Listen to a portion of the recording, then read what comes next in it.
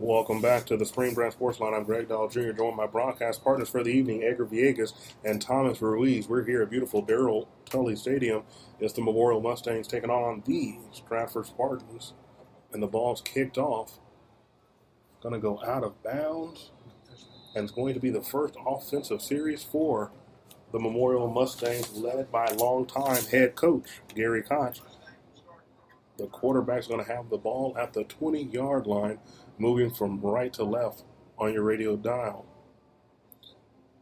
A rivalry like no other in the Spring Branch community, matched only with the Northbrook versus Spring Woods rivalry. Edgar, when you hear about Memorial versus Stratford, what do you think? I think of a back and forth game all the way to the last second. These both teams have lots of pride, so they play to bell to bell, whistle to whistle. And I'll stand corrected by Thomas Reese, the 25-yard line. Thank you for pointing that out.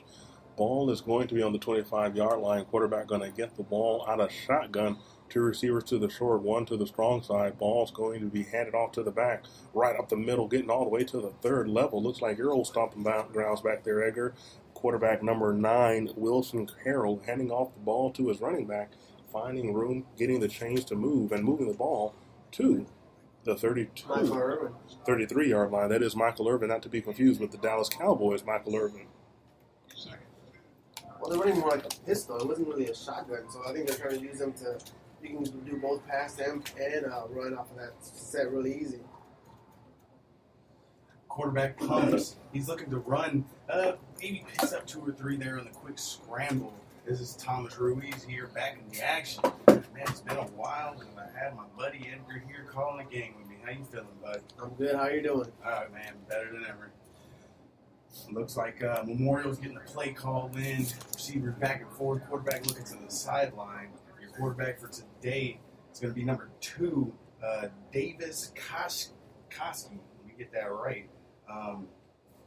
Looks like the Mustangs are going to line up in a shotgun set. Fullback's going to line up offset. Ball will be handed off to the running back. Running back's going to look for some type of running room. Can't find much. Stand corrected. Quarterback's number 9. That's going to be Wilson Carroll. Correll. And I like the way the coach is giving the signals from the sideline. That takes a really advanced and smart quarterback to pick up all those plays. Back in the day, we would have a receiver reading the plays. This is a lot of more intellectual game these days. Yes, sir. Yes, sir. The kids are about the X's and O's, man. The playbook is just the same as the textbook. Quarterback's going to line back up in shotgun formation. Running back's on the right-hand side. Ball's going to be fake to the running back. Zone replay. Quarterback's going to keep the ball, get to the outside, finally pushed out of bounds by the defender. That's going to be number 33 for your Stratford Spartans. Get a little lost here. That was a fast run by the quarterback. Even though he got the first down, he held the ball on the inside. He could have got stripped, and that could have gone the other way really easy.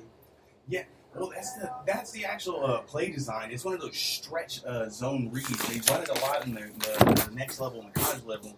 Sometimes we see Tebow do it a lot, where he stretch the play out and pull back an extra pass. No, I was talking about after the run. He already had the ball. He was running on the sideline and had the ball on the wrong side of the hand.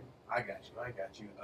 Quarterback draws back, throws the ball out wide side to the right-hand side, waiting for a call from the ref. Looks like it's going to be incomplete. Ball looked like it hit the ground. Looked like it was caught there. Hard to see, but nevertheless, the ref's going to call it incomplete. Going to give us a 2nd and 10. But I did hear what you're saying. I seen what you meant there. He was a little lackluster there on the ball position, the way he did hold the ball. And, that's one thing that you got to instill into some of these younger guys is just technique.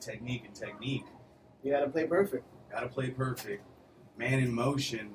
Memorial's going to take the snap. Quarterback in the pistol formation. Look for somewhere to run. Finds a little bit of room. It looks like he's going to pick up maybe 4 or 5 yards there in a second down run play. It looks like Memorial's running a lot of this option. I'm used to seeing more of a power eye. Let's run the power, the ISO. But in all honesty, the size does look a little smaller. They do look a lot quicker, though. So I do understand these outside runs, and they are running them well. Correct. And I do respect the coach evolving on this. Yes. Oh, yes. Oh, yeah. Of course. That is a great job by Coach Koch and his team over there at Memorial, able to evolve with the system, and as the years progress from, when we started back in the day, we had almost 8, 9 guys in the box playing just power eye football, just run the ball. Now you got these Stratford, one of your main examples, spread the field out and air it out. And Memorial, they play with what they got, and they're doing well with it. Quarterback's going to line up in the pistol. Running back on the left-hand side. Ball's going to be handed to the running back, and that's going to be number 4. He's going to pick up maybe 2 or 3. That's Nicholas Pili. Help me out with this pronunciation. Peligi. Good pickup on first down. Able to pick it up about 3 yards there. And they're doing the option keep again. They're trying to keep them guessing. They're trying to keep them on their toes. It's the first drive of the game, so you have to keep. This is where you start the momentum going. Oh yeah, of course. And like you said, it does keep that defense. It hesitates them just enough for them to get blocked or get an offensive lineman downfield onto that linebacker. Once again, ball's handed off to Peligi, and Peligi's going to maybe pick up 2 or 3 there on that second down run. It's going to give us about 3rd and I'd say 6 or so. What I like about what Stratford linebackers are doing, they're not falling for it. They're staying still, but they're getting off of the off of the blocks and going upfield. So they're second guessing, but they're not moving upfield. They're not overcommitting, and they're keeping them in the play. Staying disciplined, exactly. Staying very disciplined. That's it's usually one trait both of these teams do have that resembles each other. They do play very disciplined.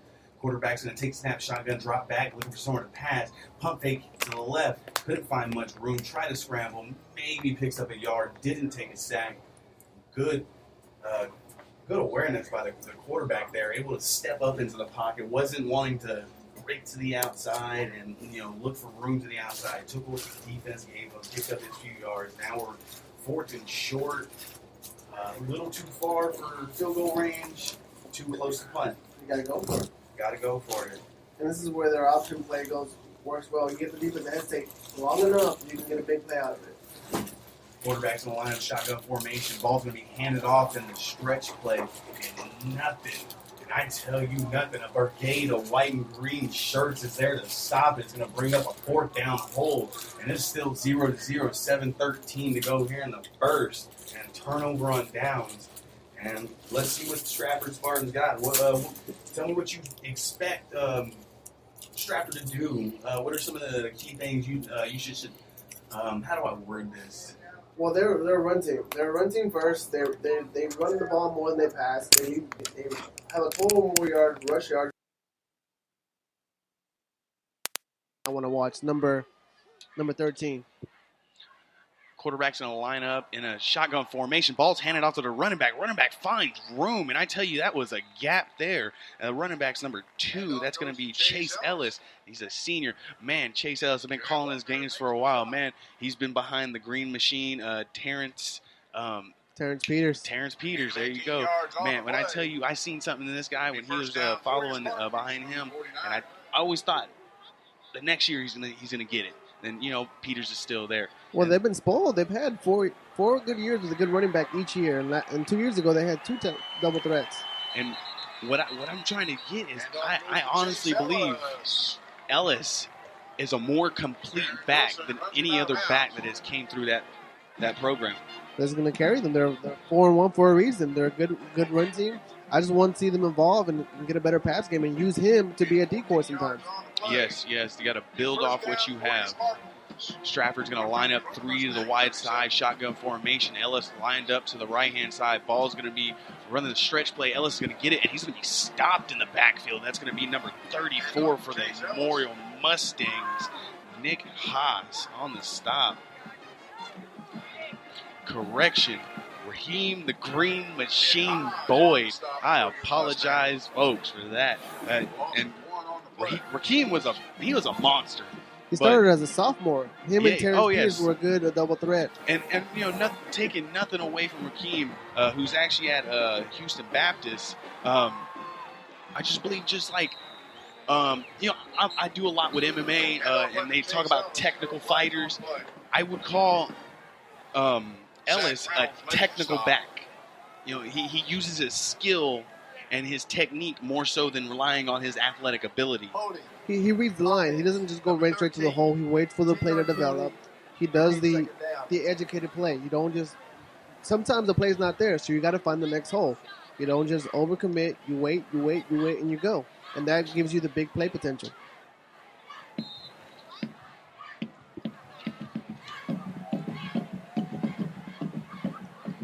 A little side information. Terrence Peters is actually a senior at Houston Baptist. And one more thing on Rakeem Boyd. He'll be featured on Netflix. Last chance for a part of Independence Community College. If you can, folks, tune in to Netflix and look for Rakeem. He'd greatly appreciate it, and we would too. Back to the action. Stratford is 3rd and long after picking up a bad penalty here on the 2nd down. And a little more information on Ellis. As of yet, he has not received any offers. But, man, I tell you what, even if this kid does go unsigned, he's going to find his way to play. He's going to find his way on the team. And he's going to grind. He's going to do what it takes. And look what happened here. Ball's going to be snapped. Quarterback's going to fake the handoff to Ellis. And just like you said, the decoy, everybody bit on Ellis. And the quarterback found his room up the gut for about 60 yards there. And that was a brave call. It was 3rd and long, and you get quarterback keep. I would say that's a trick play. Even though it's a draw, it's a trick play for 3rd and long. No one predicted that. No, they didn't. But just like you were saying, if anybody predicted it, you did. Yeah. Just like you said, sometimes you got to use your best player as a decoy. You can't always have him be the go-to, because most of the time when he's the go-to, where do you think everybody else is going? They're going to lead to where he's going. Stratford lines up for the kick. Hold is good. Snap is good. Kick is up. Wait on the call. And we got good. It's 7-0. Spartans on top. 5:40 left here in the first quarter. First quarter.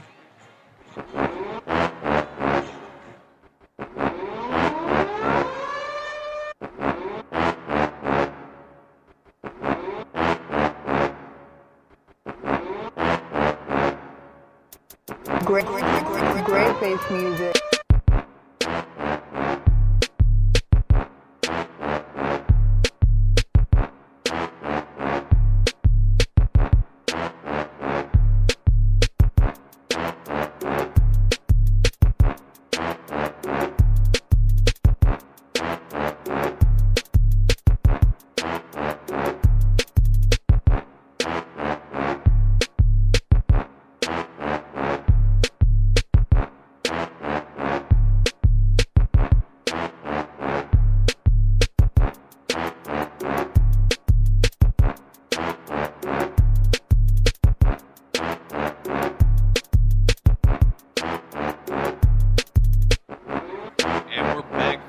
Stratford kicks the ball off a low line drive kick, and that's going to roll out of the back of the end zone. Going to get a touchback. Ball's going to be lined up at the 25.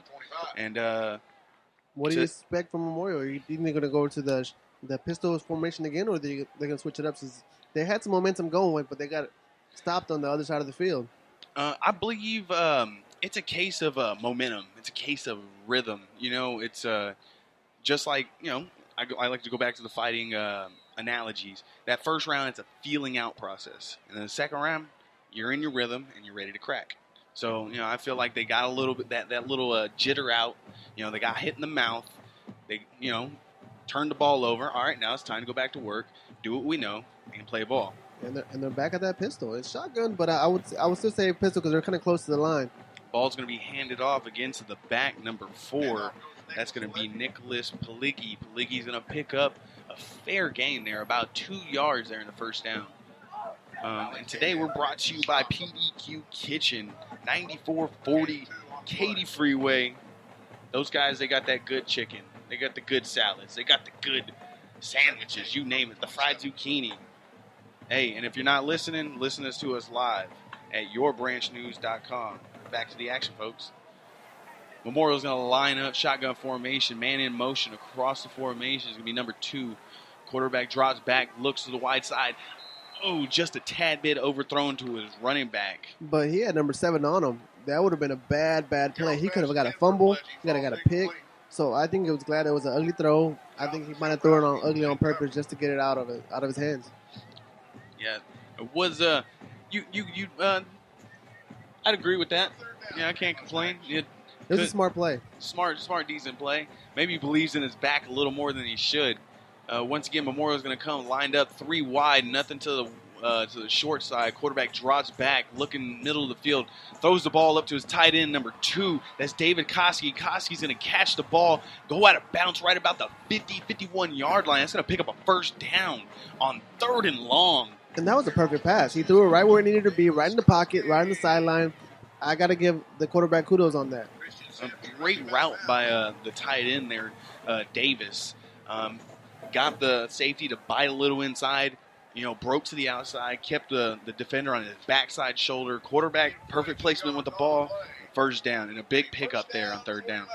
And this is where the shotgun and the pistol formation goes to hand, because you can do so much out of it that you keep the defense guessing. You can do so many different plays. Memorial lines up again in a shotgun formation.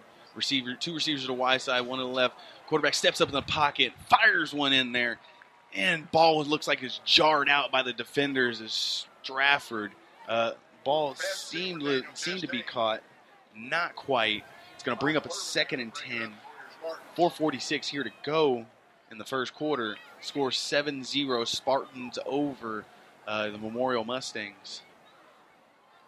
I feel like Memorial's being a little more aggressive. They're going for the big play on this drive. They went away from the run. I think I see them going and run on this play. They said the incomplete pass. They're probably going to do they're going to go a run draw in the middle. Quarterback lines up shotgun formation. Tries to run the zone stretch play once again, but he's stuffed in the backfield. He's going to get stopped for a loss there. Looks like trying to get a number on there. It's either number 11, I believe. That's going to be Davis Jones, the senior. The defense they caught it. They saw it the whole way. I called the draw, and they went for it. They knew it was coming. They did indeed, man. I tell you what, that back came up, or that linebacker came up like a hawk, man. He knew what it was, snuffed it out.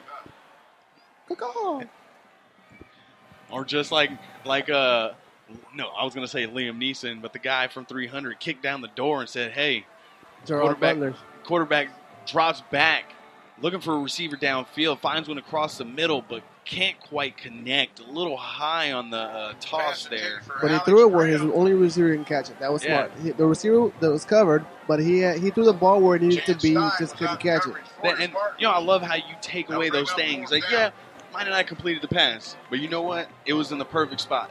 I do appreciate that, and that's one thing this kid can learn from. Sometimes they got to take what they're given and live the fight the next day. Exactly. It wasn't a pick. The punting units come out. Punt return unit comes out for Stratford. The ball is a little low on the snap. Punter is able to hold it. Not quite the punt that he wanted. Nevertheless, the decent punt is going to go out of bounds. Directional punting by Memorial. Pretty good. About a 35-yard punt there. And this was a different kind of drive for Memorial. The first drive Memorial was going for the small play, get 5 yards here, 5 yards there. This drive, they were going for the big play. So it'll be interesting to see how they're going to go continuing the game. This is true. Let's see what Memorial has to come out here with. Their defense, they got starched, to say the least. It was one big play, and I think that's what Stratford has. They have big play potential. I think Memorial just needs to play perfect, and that's the only way they're going to win this game. Yep. Looks like quarterbacks can come lined up. Split back shotgun formation. 2 receivers to the wide side, 1 to the left. Ball is faked to the running back and then fired out to the short side. Too low. Incomplete. And you see little J.J. Watt play right there. The defensive end went up. He was going for the pick. That was a smart play on the defensive end. Made him change the angle of the pass. Well, that's that same play that Stratford always goes to. It's a quick count. Let's get it. Get the ball out and go. They really don't even block the end. Quarterback lines up shotgun formation. Running back to the right-hand side. Drops back. Fires the ball to the right-hand side of the field. And it's a completion to his receiver, number 5, Garrison Pendergast, the junior receiver, picking up the first down on 3rd down. And I like to see Stratford going back-to-back pass plays. They're going to keep Memorial guessing. They know that Stratford likes to run the ball, so they're going to change it up. That's a good, smart play for them. Run the play action. use your best player. Keep him in every play. You don't have to go to him. Shotgun formation, split back, 2 receivers to the wide side, 1 to the short. Ball snap, handed off to Ellis. I don't believe that's Ellis. Yeah, that's Ellis. Ellis is going to run off tackle to the short side, pick up about 8 or 9 yards before he's stopped. Well, think about Stratford. They do a lot of reverses. They use a lot of different running plays with different players. But Terrence, the number 2 is their best running back down and down. And that's what they get you. They use different fakes, different formations to trick you. And that's the best thing to do for their run game. Now they need to evolve that to their pass game. Yeah, because you always got to understand, I played defensive line. I understand what the linebackers did. They had keys. And most of the time their keys were either guard or sometime if it was a certain running back, it was the running back. And, on nights like this, when you're playing against Chase Ellis, the key is Chase Ellis. For Stratford Heights. Quarterback's going to drop back, roll out to his left. Can't find anything. Great job by the defender to shut off the wide side of the field, force the quarterback up. And he made him pick. He pick and choose. Either go for the flat, but the linebacker for Memorial was pretty fast. He didn't give him the chance to throw it drop it off to the flat. That is true indeed. He was there in a jiff. And I tell you what, and it looks like it's a no gain for the Spartans. Going to be a 3rd and short, 3rd and 1, trying to hurry to the line. Quarterback gets the call from the sideline. Memorial's playing tight, so they're expecting a run play. Pistol formation, ball's handed off to Ellis. Ellis on the dive play. He's going to pick up the first down. Man, sometimes you just got to do it. You just got to go to the money machine. You go to the ATM. The kid's the ATM. You go there, go to the bank, and you just you deposit the check, and you get cash back. And I like what Stratford's doing. Even though it was 3rd and long, they spread the wide receivers out to make sure they give the linebackers a little more space in the middle, so the Chase Ellis for Stratford have more space down the line. Pistol formation, quarterback drops back, can't find anything. Pump fakes, pulls the ball down, tries to scramble, picks up about a yard or 2. And it's the first quarter with 1:38 remaining, and it's Stratford ball close to the 22-yard line on Memorial's territory. So they're coming in gunning. It looks like Stratford's going to stay in the no huddle, getting the call from the sideline. Going to yell out the play call to his offensive line. Ellis lined up to the left-hand side of the quarterback. 2 receivers to the left, 1 wing back to the short side. Ball's going to be fired in quick. Got a flag on the play, though. Intended receiver was number 5. Once again, Garris Pendergaff. It's going to be incomplete. We do got some laundry on the field. It was a bang-bang play, though, so I'm interested to see what the call is.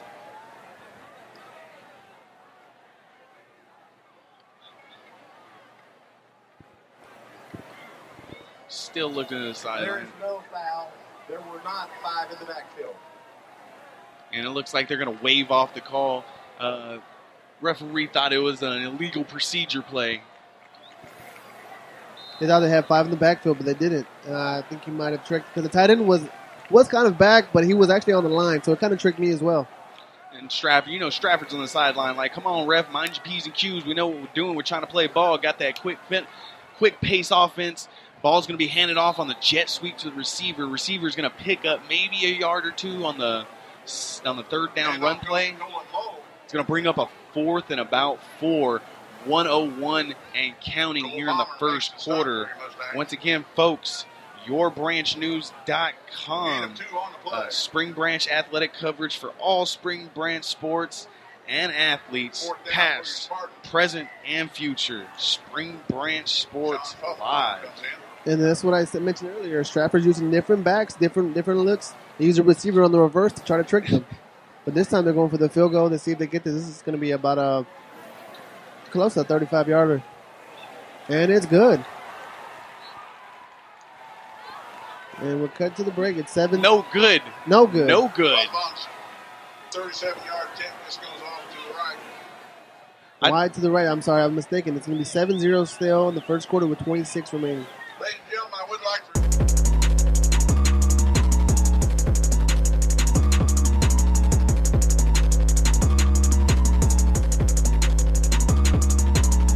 You're listening to the Spring Branch Sports Line. We are the voice of the Spring Branch athletic community. Join us as we cover athletes past, present, and future. Visit yourbranchnews.com for 24/7 coverage of the Spring Branch athletic community. Back, folks. Great timing, Greg. And we're back. Looks like Memorial's going to take over on downs. About 20 seconds left. It looks like they're going to let the clock run off here in the first quarter. Stratford's going to be up 7-0. Scored pretty quick there on that third down play. Long run by the quarterback for Stratford, picking up that first 6 points early off in this first quarter. And then we're going to clock it down, and I think we're going to go to a break. And once they come back, we'll be right back with you, folks. You know, people tell me all the time that they've seen the 100 Club decals on cars, but they don't know what it stands for. Let me tell you. It stands for the only organization that takes care of the dependents of peace officers and firefighters who have died in the line of duty. The 100 Club pays off mortgages, debts, and provides a college education for their kids, on average about $300,000 per tragedy. And it's only made possible by memberships and donations. Annual membership is just $100, so join today at the100club.org.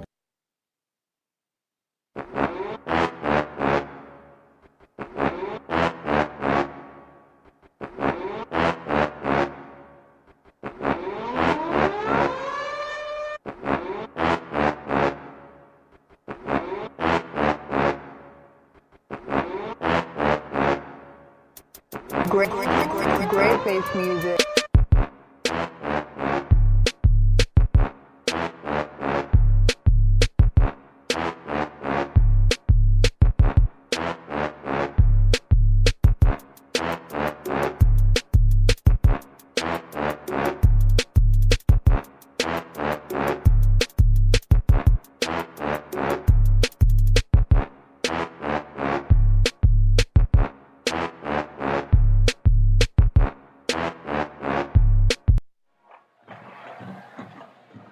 Big play right here. And we're back, folks. Memorial's going to line up shotgun formation. Ball's tipped to the line of scrimmage. Interception. Turnover on downs. Big turnover to start the second quarter. 11:53 to go. Stratford's going to intercept the ball. And number 21, that will be DeMarcus Henry. At the Memorial Mustang 18-yard line. In field goal range. They had better field position than they had a minute ago. You know, Stratford, their offense is right now it's a little, like a car that's misfiring. It's got to misfire and say cylinder 3. It's running, but it's not moving like it should be.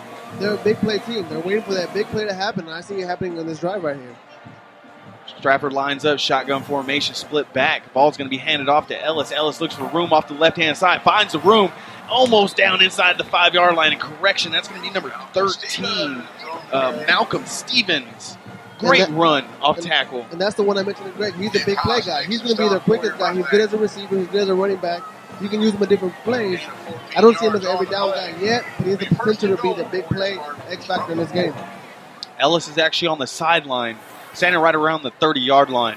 Stevens still in the game.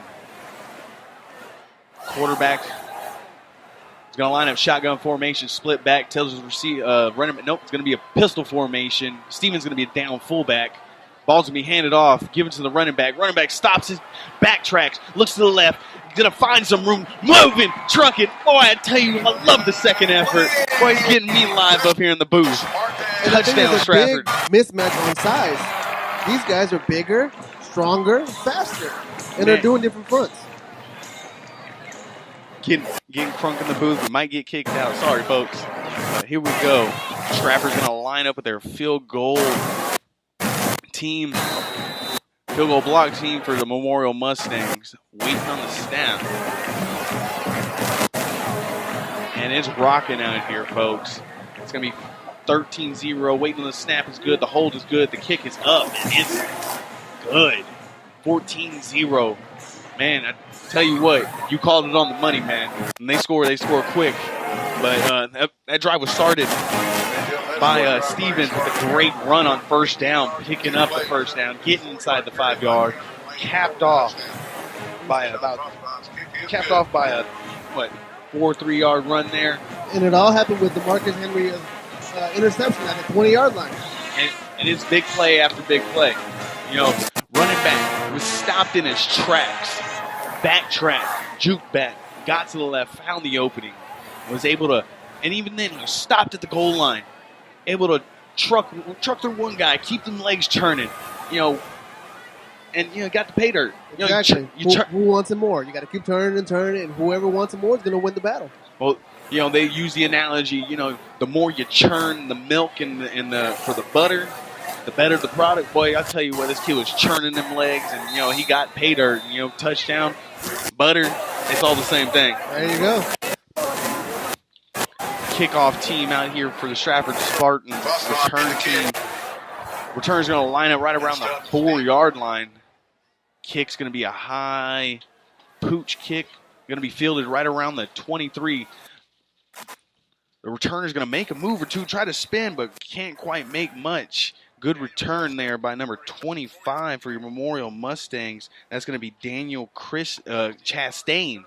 I was going to call him Christian, but Daniel Chastain. And what do you think about that play from Stratford with the pooch kick? I think it was too early. They're up 14-0. They don't need a trick play. They're giving Memorial a good field position, giving the potential to get them scored on, put them back in the game. I don't think it was more of a trick play, more so than keeping it away from maybe a dangerous returner. Most of the time, you play safe. That's one thing Stratford does do, especially when they catch the lead. They do like to play safe. But they're the bigger, the faster. They have the better athletes. I would say Memorial is more of a strategic team. They like to play perfect. If they don't play perfect, they're not going to win the game. This is true. Ball's going to be snapped, shotgun formation, fired off to the wide side of the field. It's going to be a reception made by the slot receiver. Can't get a number. It's going to be number 26. They're more of a methodical team. They got to go play by play by play. But the interesting factor is here, the O-line's is not winning the battles in this game. Stratford is pressing them upfield, and that's why the quarterback's getting rid of the ball quick. And what they need to do is start doing some play action or maybe some quick screens to get this pressure going away. Memorial's going to line up shotgun formation. Ball's going to be handed off to the back. The back that finally finds some room in the middle of the formation is going to pick up the first down. Can I get a number on that running back?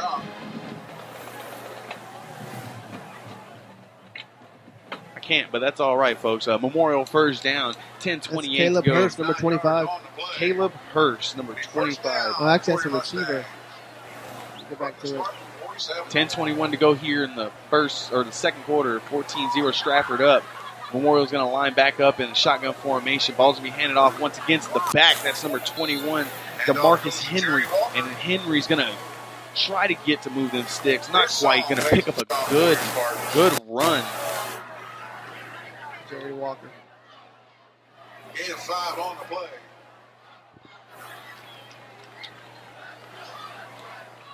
And now that the Memorial switching it up, they're going back to the run game. They have to have a better balance attack. Last drive, they were tricking the pass. Before that, they were going to the run. They have to find a medium for this. Memorial, once again, shotgun formation is going to run that zone read option. Quarterback's going to keep the ball. And that's what worked in the first drive. They had to keep them guessing. They can't overcommit to one play of pass or run. You got to do both. You can't just do one or the other. And that's going to keep Stratford guessing and let them move the ball a little better. Got 3rd and short here for the Memorial Mustangs. Trying to make something happen. Trying to get on the board. 9:19 to go here in the second quarter and counting. 14-0 Stratford ahead of the Memorial Mustangs. Shotgun formation once again. Running back lined up left-hand side. 2 receivers to the wide. Ball's going to be handed off to the running back. And man, when I tell you, this running back here, I feel like he's got a chip on his shoulder now. He's a little upset. He's down 14-0. He feels like he's the better player. He feels like he's the better team. Well, one thing they're doing is attacking the middle. They're seeing the linebackers being over-aggressive. When they're over-aggressive, they lose their positioning upfield. So they're attacking the middle, and that's a smart play. Instead of going wide, they're going up because they know they have a better chance going up because they're not as fast. This is true. Once again, Mustangs line up shotgun formation. Back to the right-hand side. Number 21 is going to take the ball, trying to find some running room off to the left-hand side of the formation. Can't quite find much, maybe a yard or two. Sorry for the interference, folks. Calling Tristan Gerling on the stop. So now that you got some momentum going on the run, do you go pass on second down, or do you go back to the run? Making 7-7 from the Spartan 24.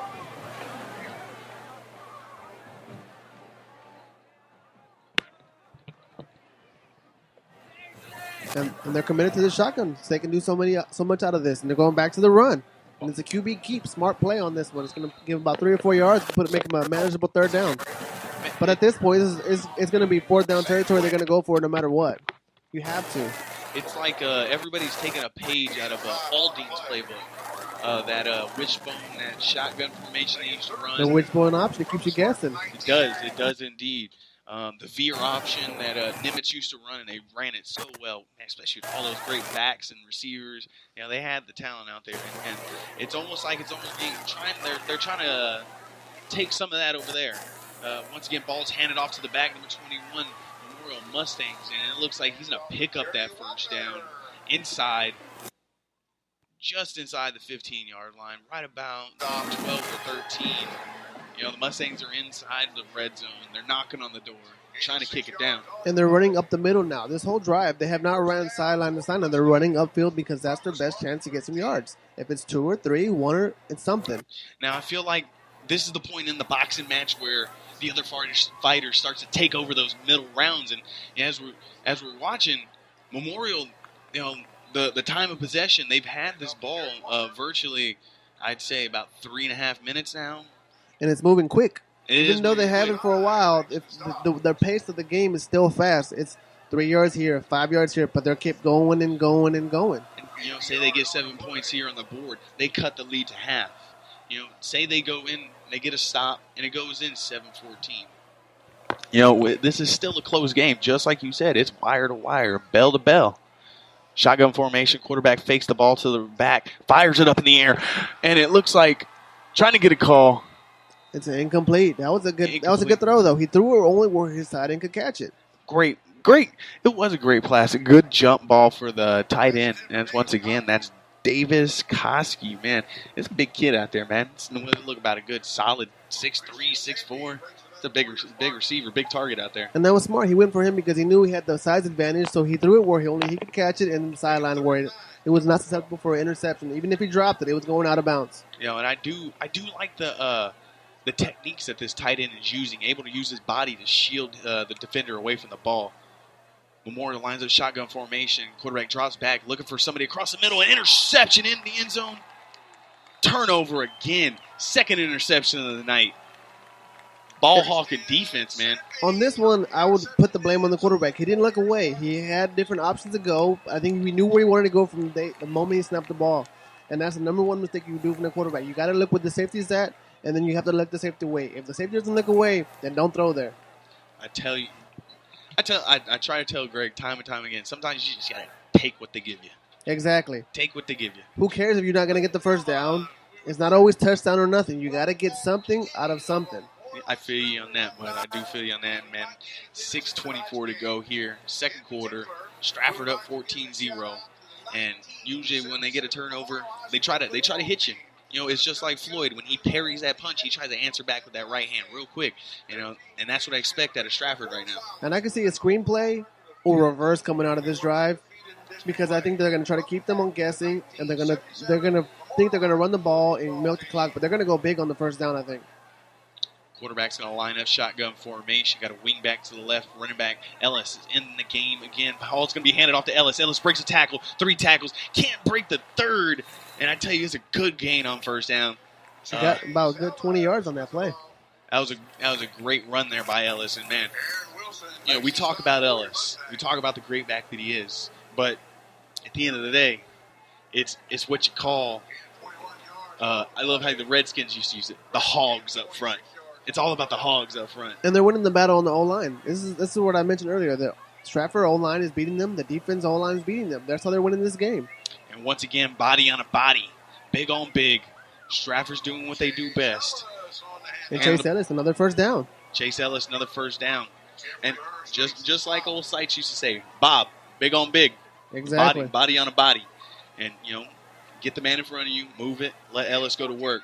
And, you know, at the end of the day, Ellis is going to have to take his boys out to CC's, Subway, you name it. You know, because, you know, boys, you know, they need some loving too. No CC. They're not on a diet. They want to get bigger.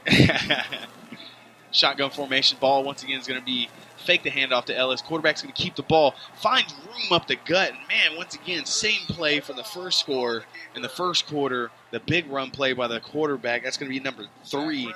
Drew Murdoch. Correct me if I'm wrong. Younger brother.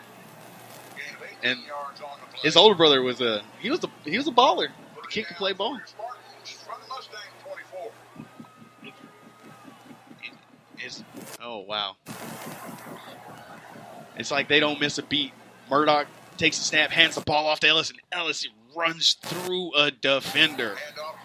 And they're just piling it on. They're piling it on, keep coming. They have a more reeling. The interception, I think, ruined their spirits. I think more needs to snap out of it and get a big stop. If they get this big stop on second down, this will prevent them from getting scored on again. Boy, I'd love to spend a day in the Murdoch household. I want to see what that competition, that sibling rivalry is like. Because, man, I tell you what, I couldn't tell whether it was Mark or it was Drew. I just knew that's the same quarterback from last year. And there you go. They resemble each other. And he replaced him last game. This is the second start of the season. And he's doing great. Like I said, it's like it doesn't even miss a beat. No hiccup. Ball's going to be snapped from the shotgun position. Ball's going to be handed off to Chase Ellis. Ellis is going to try to bounce the ball wide. Can't find much.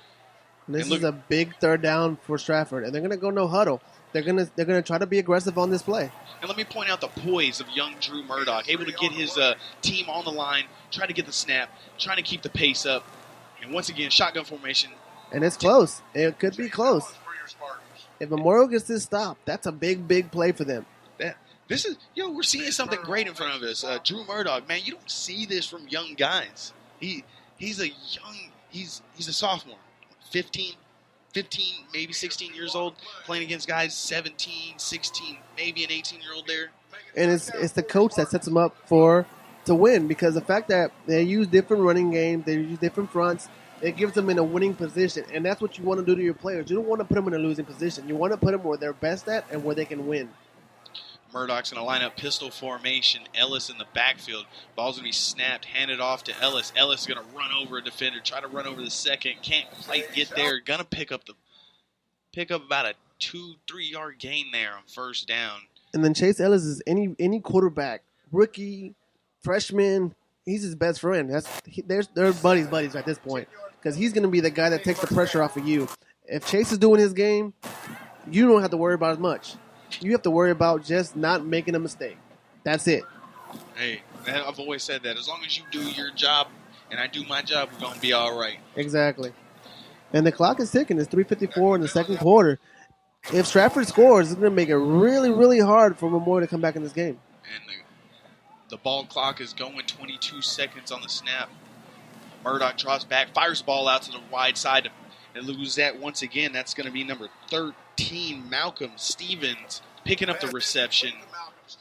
But they got pushed back with the holding call. They're about first and 20. Now they're going to be about second and 15. But they're going in no huddle again. Got some more laundry on the field over there. Got a flag right around the 18-yard line. Let's listen in and see what the call is going to be.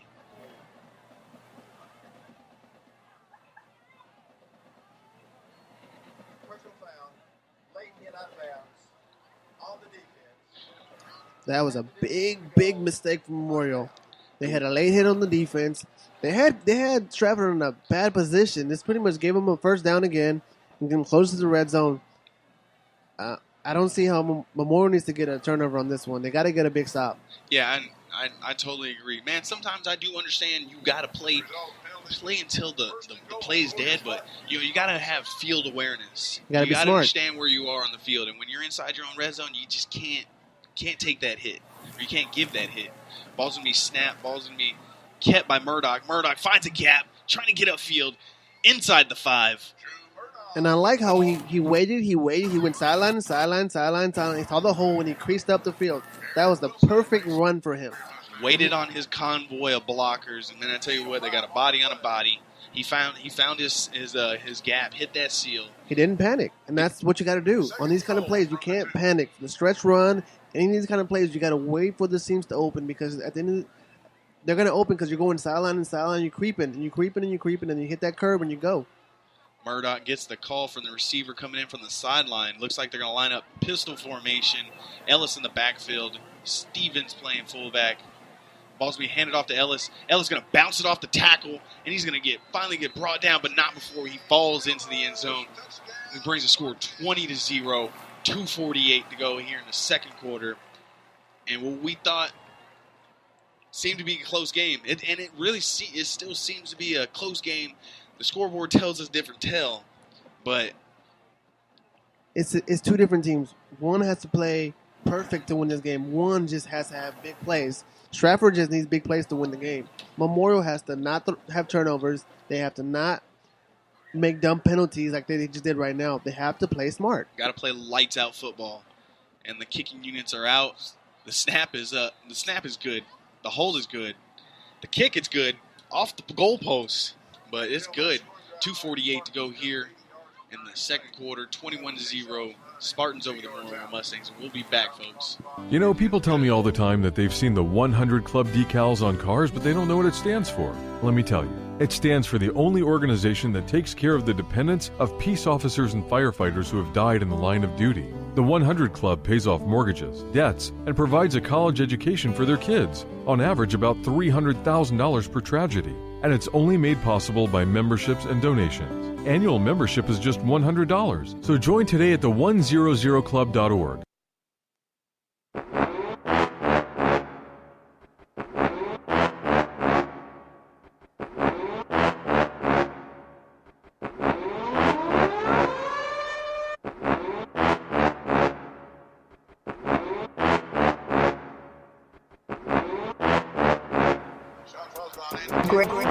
Great bass music. And we're back, folks. Stratford in with their kicking unit. Return unit in for the Mustangs. Ball's going to be fielded right around the 20-yard line once again by the returner. And he's going to break one.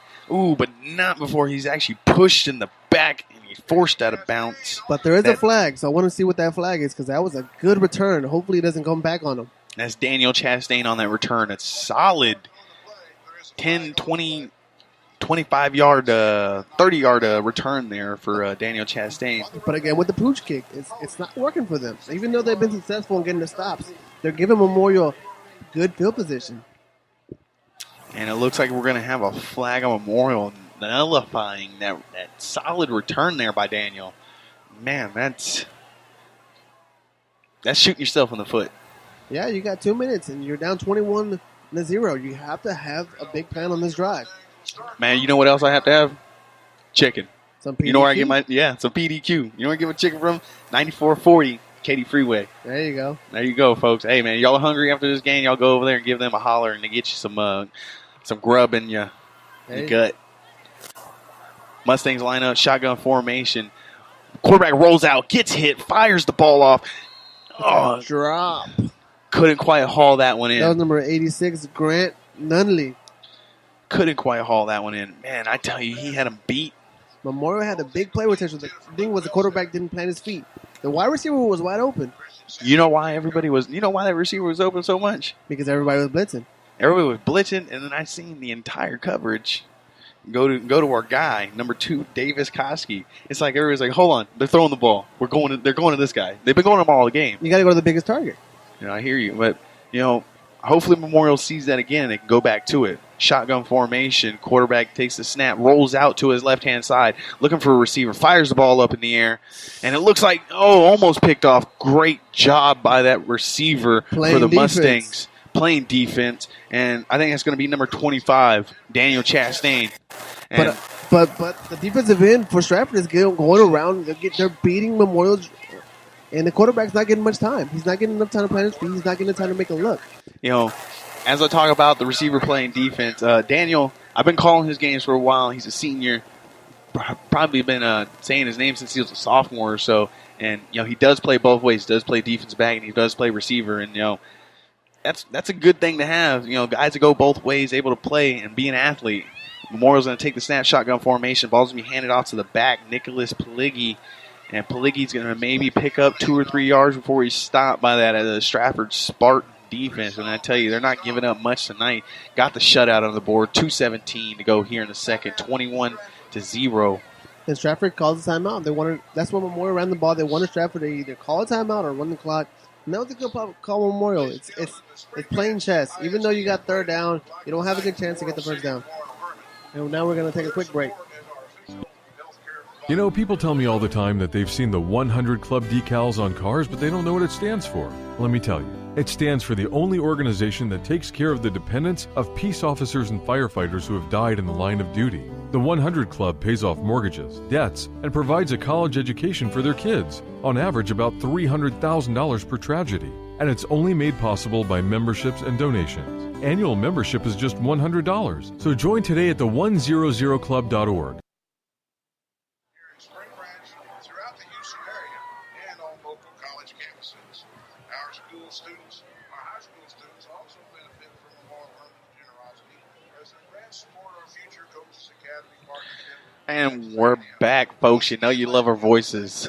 Memorial's going to line up punting unit out, punt return unit out for the Stratford Spartans. And I got some giggles going on in here, folks. Good punt, line drive punt, high punt, back. The ball's going to be fielded botched. He's muffed it. Oh, great job by the punt team for the Memorial Mustangs. Great punt. First of all, by number 80 for your Memorial Mustangs. That's going to be Luke Mielstead, I believe. And with the fact that Stratford called timeout to stop the clock, I think they're going to go big on this drive. They're going to go for the score. They're not going to just go with the 21 lead. They're going to go for another touchdown or a quick score. I hear what you're saying. I feel like they're trying to get out of here, trying to get a good-sized lead, get their starters out, keep them fresh. And they do what they do best is run the ball, and they run that clock, and the second half will be a lot easier for them. Especially when you got a backup running back like Malcolm Stevens, able to plug him in and give Chase Ellis a rest for the next game. That's a great thing to have two backs like that. And it does look like we got another back for the Spartans in the game. Drew Murdoch's still in the game at quarterback for the Spartans. Hands the ball off to the new back. 1:49 to go and counting here in the first half. Spartans up 21, Mustangs down. Not much on the board. Can't find the rhythm. Struggling. 2 turnovers. The defense for the Spartans, man, they're ball hawking. They're out here. They're hitting.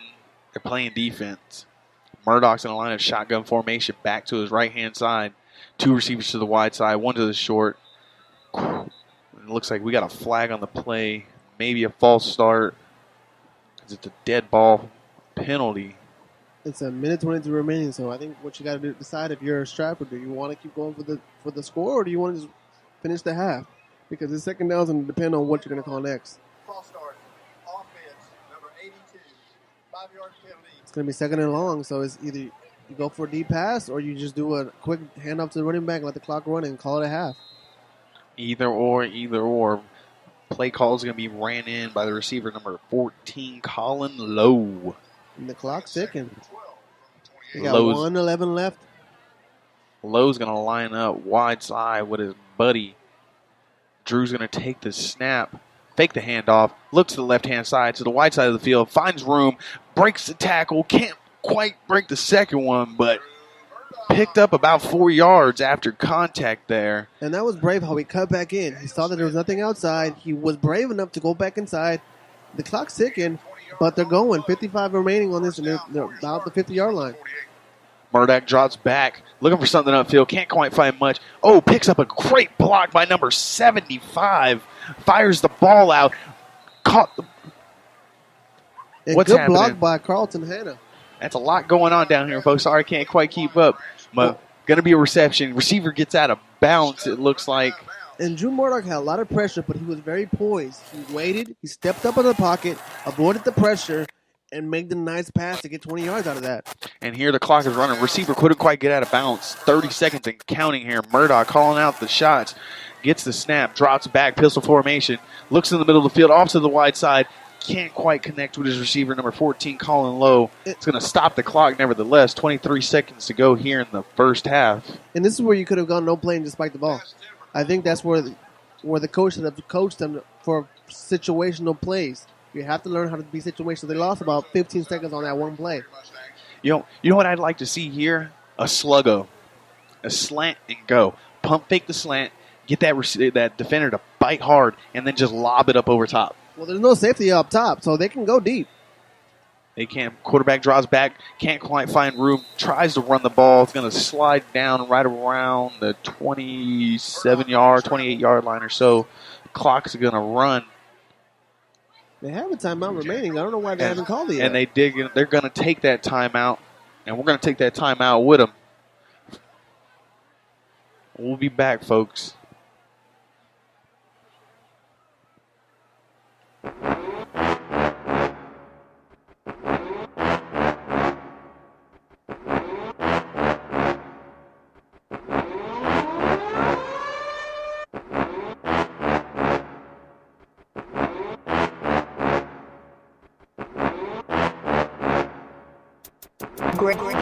Great bass music.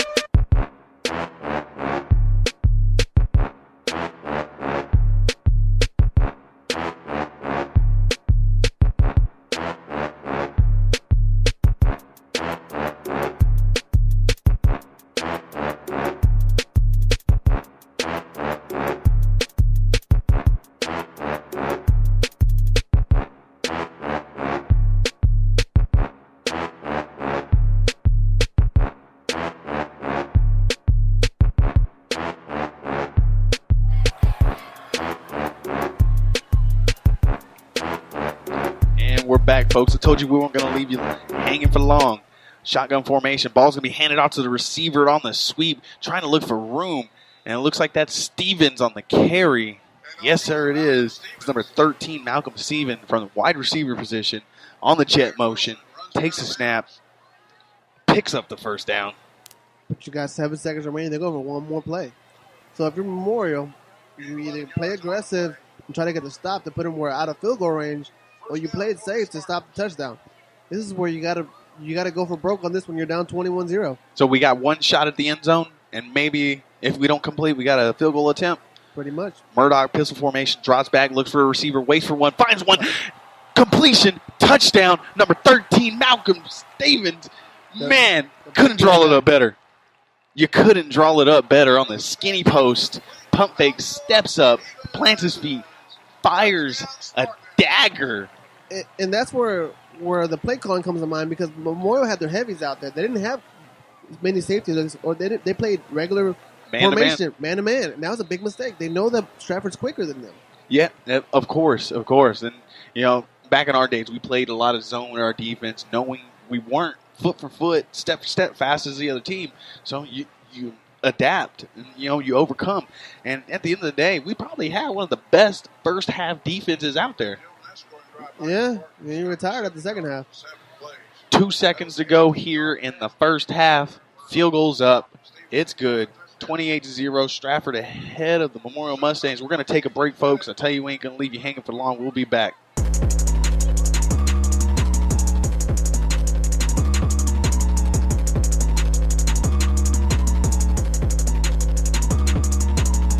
You're listening to the Spring Branch Sports Line. We are the voice of the Spring Branch athletic community. Join us as we cover athletes past, present, and future. Visit yourbranchnews.com for 24/7 coverage of the Spring Branch athletic community.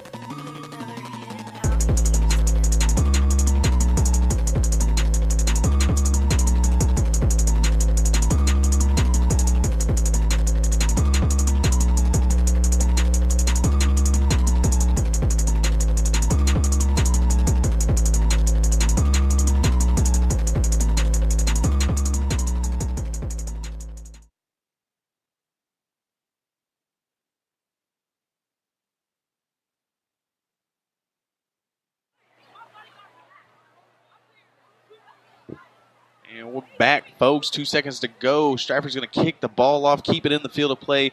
Daniel Chastain's going to field the ball off right around the 10-yard line, looking for some room in the center of the field, taking it out to the wide side. Tries to make one miss. Kind of go head over heels. That's going to be number 35 for your Stratford Spartans, Gus Machen on the stop, and that's going to bring this first half to a bitter end. Memorial had some good plays. I feel like they're just not committed to certain downs. They have to be committed every single down, and they have to protect their quarterback. The reason why the quarterback threw 2 picks is not because of mistakes from him. It's because he has pressure. So he has to be forced to make different. He's trying to win the game on one play, and you don't do that to a quarterback. I understand that. And if you're Stratford, what do you do when you come back out? Do you take the foot off the gas pedal Do you put it in cruise control? I think you make a statement on your first drive, either defensive or offensive. You got to make a statement on both of those drives. You have to make a good stop on defense, and you have to either run the clock on the first drive on offense or get a good score. That's the only way you're going to keep this game winning and keep it out of the hands of Memorial. You know, from the coach for Stratford, yeah, we're up 28-0, but like I said, it's kind of like an engine that's misfiring. It's running. Don't get me wrong, it's going to get us to work, but it doesn't feel like it's purring. Like it's just got that, that nice little rumble to it. It's misfiring. What do you tell your guys? It's time to take a break. I think it's time for them to try different fronts, try different plays. This is where you try to run different playbooks and see what your offense can do without showing too much. Hey, we got like 15 minutes to go here for the halftime break. Y'all go ahead and get some food in you. We're going to do the same. We'll be back, folks.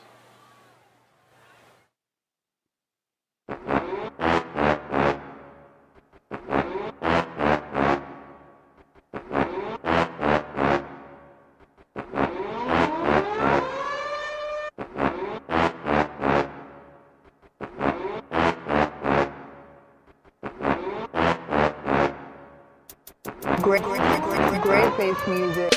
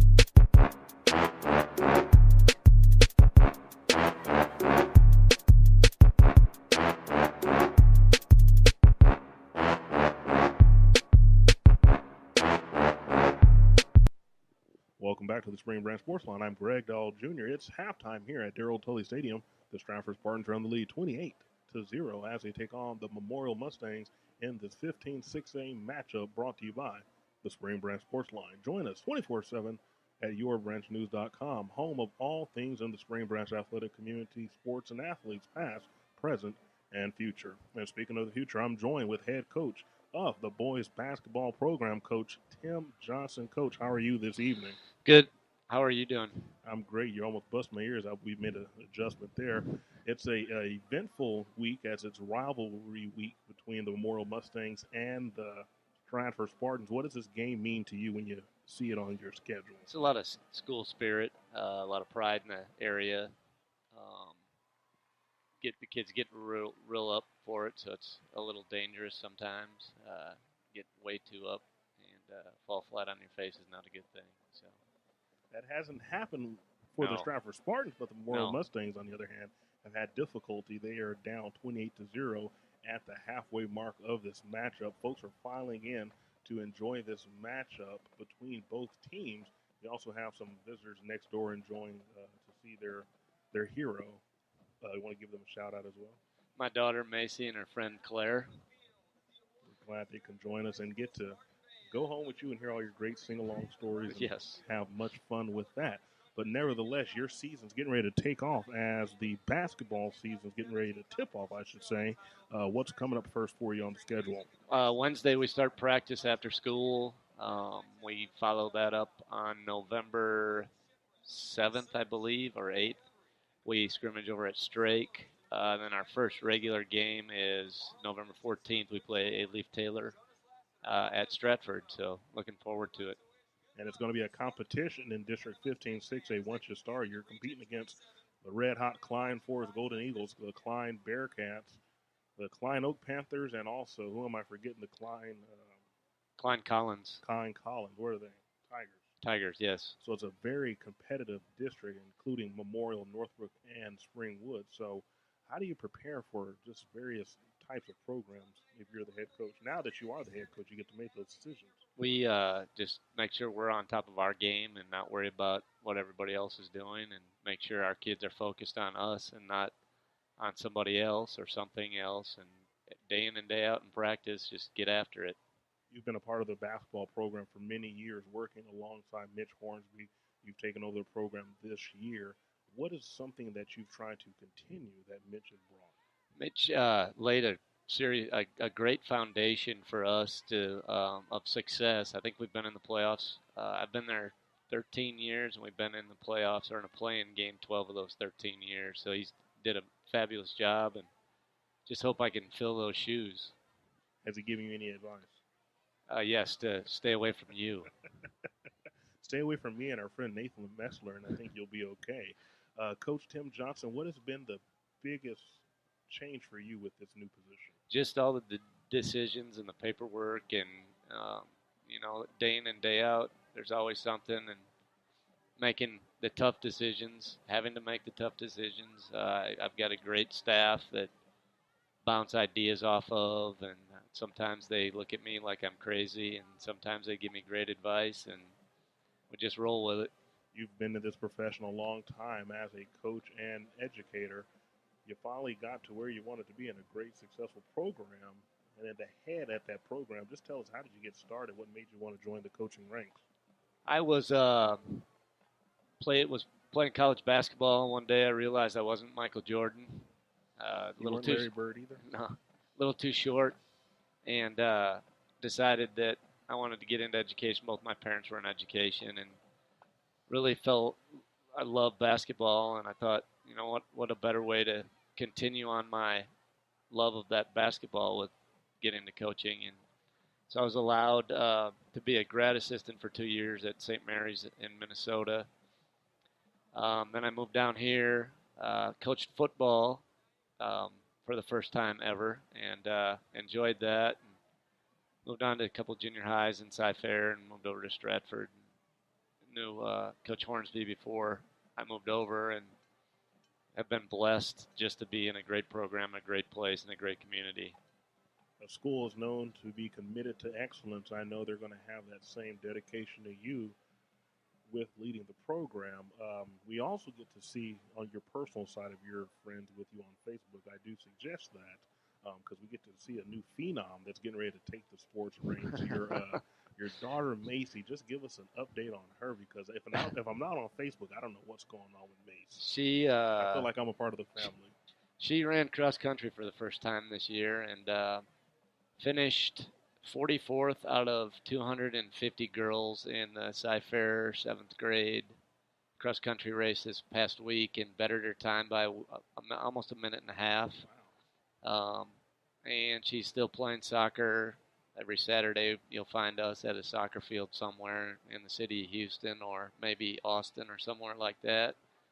And so, I mean, she's 24/7 on the go and keeping me busy and out of trouble. Just don't ask my wife about that. Now with basketball, that's the thing you coach. You haven't pushed her to basketball? She tried it and didn't like it, and I just don't want her to feel the pressure of me forcing her to do something she doesn't want. And she loves soccer, and she loved cross country, and she's involved in stuff, and she does theater as well. So it's not like she's not involved in something. And like I said, I don't want to put pressure on her. I want her to be able to make her own decisions and be happy with what she's doing. So. And she's been successful thus far, and we can't wait to just keep getting updates of her progress, and we know we will from you, Tim Johnson. Coach, final thoughts as we are prepared for the season coming up the next couple of weeks. Who are some of the go-to players that you're going to look to and that you've looked to in the past to be leaders on your team? Well, I think starts off with Daniel Cordiguera, was second team All-District last year. He's been on the varsity since his sophomore year. It provides great leadership day in and day out, not only on the court, but in the classroom and in the hallways and stuff like that. We've got 4 returners from a very successful varsity program: Mark Murdoch, Steph Cho, and Noah Paradise. And we've got a very, very deep and very, very talented sophomore group. We'll probably have 6 or 7 of those on varsity and a few more juniors along with it. So we're going to be young, but we're looking forward to surprising some people, I think. We can't wait to bring coverage of that. Getting ready to start the boys basketball program led by Coach Tim Johnson. Give a shout out to your assistants. Cody Stiff and Doug Lowry and Quentin Mason right now. So you keep a seat open for me, right? Yes, right next to me. So you can keep me in line. I've got one question for you before we leave. You said I've been involved many, many years, so are you telling me I'm old? When your hair starts to turn white or it falls out like mine. That's from the stress of the basketball program. Well, you're getting ready to lose the rest of it with your new position. But we want to wish you the best of luck, Coach Tim Johnson, with your new endeavor, leading the Stratford boys varsity basketball team and program to success for many years to come. Coach Johnson, congratulations, and thank you once again. Thank you for your time. With that being said, this is the PDQ halftime show. It's halftime here at Darrell Tully Stadium. The score is 28 Stratford, Memorial 0. We'll be right back. You're listening to the Spring Branch Sports Line. You know, people tell me all the time that they've seen the 100 Club decals on cars, but they don't know what it stands for. Let me tell you. It stands for the only organization that takes care of the dependents of peace officers and firefighters who have died in the line of duty. The 100 Club pays off mortgages, debts, and provides a college education for their kids, on average about $300,000 per tragedy. And it's only made possible by memberships and donations. Annual membership is just $100, so join today at the100club.org.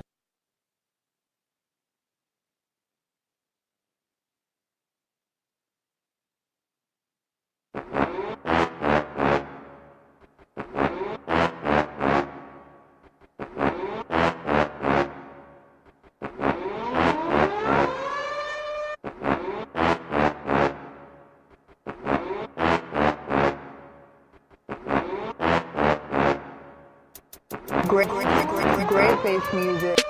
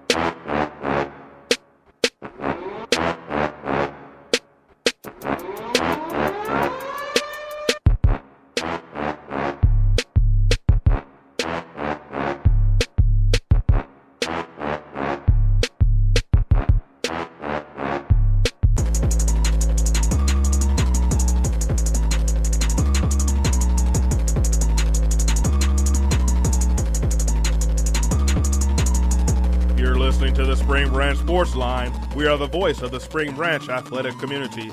Join us as we cover athletes past, present, and future. Visit yourbranchnews.com for 24/7 coverage of the Spring Branch athletic community.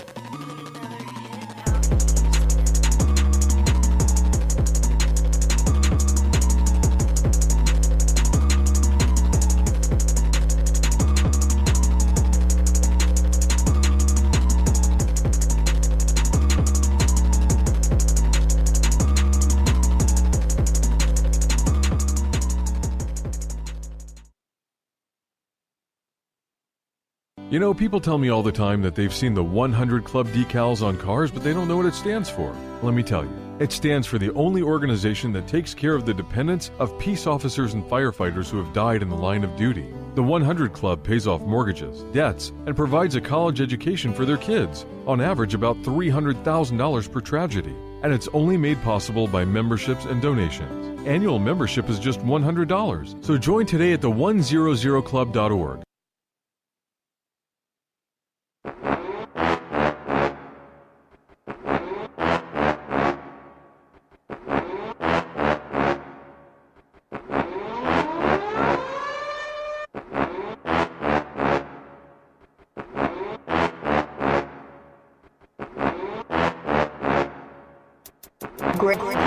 Great bass music.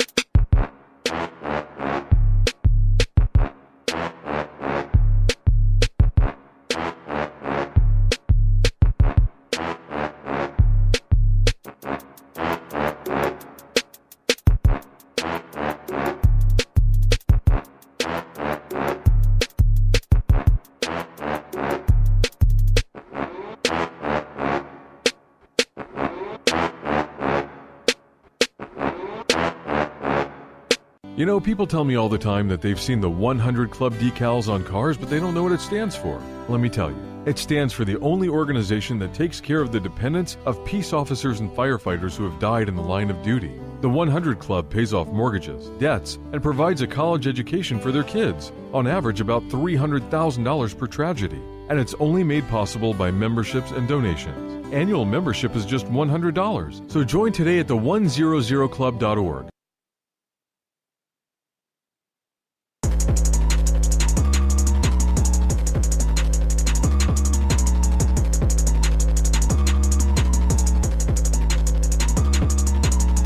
You're listening to the Spring Branch Sports Line. We are the voice of the Spring Branch athletic community. Join us as we cover athletes past, present, and future. Visit yourbranchnews.com for 24/7 coverage of the Spring Branch athletic community.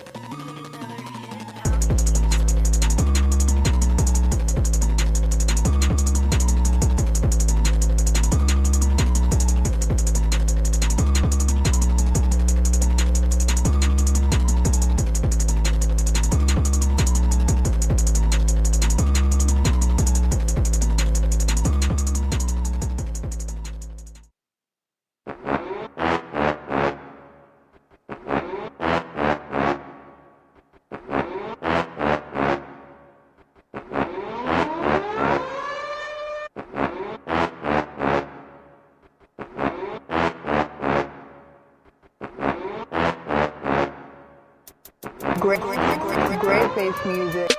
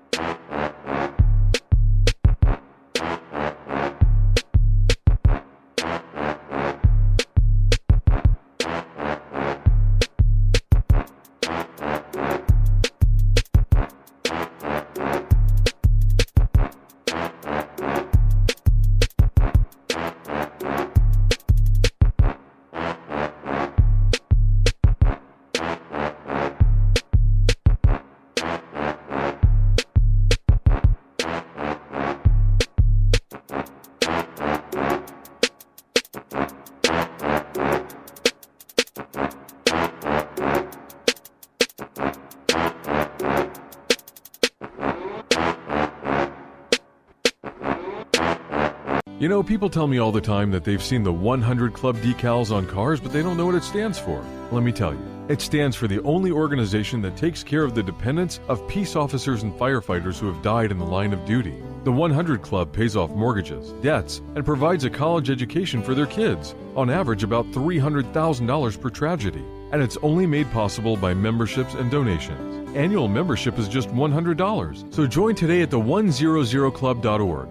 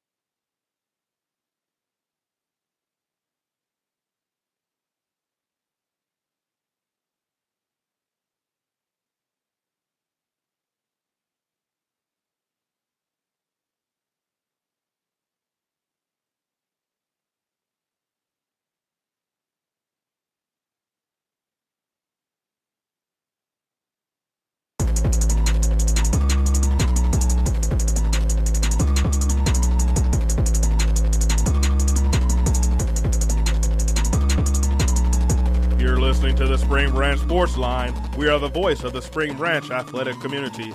Join us as we cover athletes past, present, and future. Visit yourbranchnews.com for 24/7 coverage of the Spring Branch athletic community.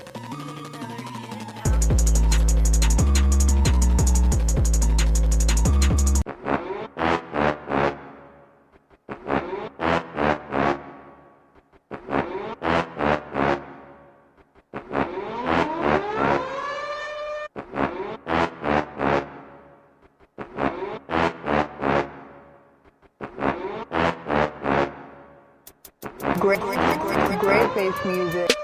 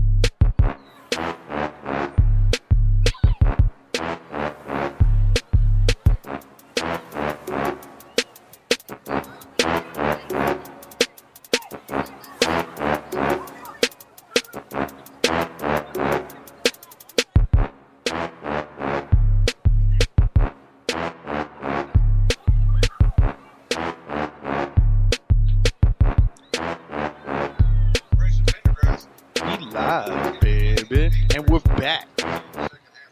Second half waiting on the kickoff. 28-0 Stratford ahead of the Memorial Mustangs. What do you think happened? What can we see? What should we see from Memorial coming out here in the second half? You got to be aggressive. This drive is a statement drive. You got to get a good stop and stop early, because if they run the ball and they run the clock, it's giving them less and less chance to win this game.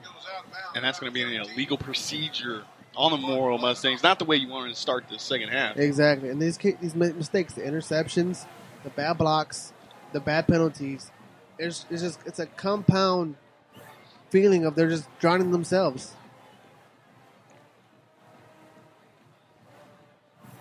Free kick out of bounds. I think the first thing you do is they're getting beat upfield. They're not getting beat sideline to sideline. They're getting beat upfield because they're playing heavy. And what the downside of playing heavy is you don't have all your speed on the field.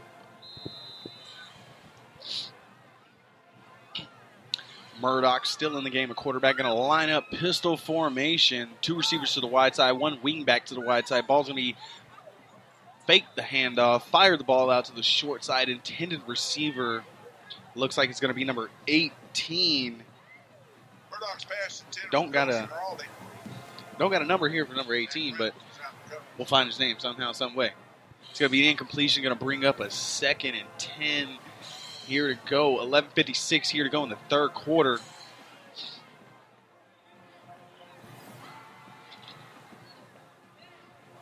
So what do you do if you're Stratford? They're obviously going aggressive, going past in the first play.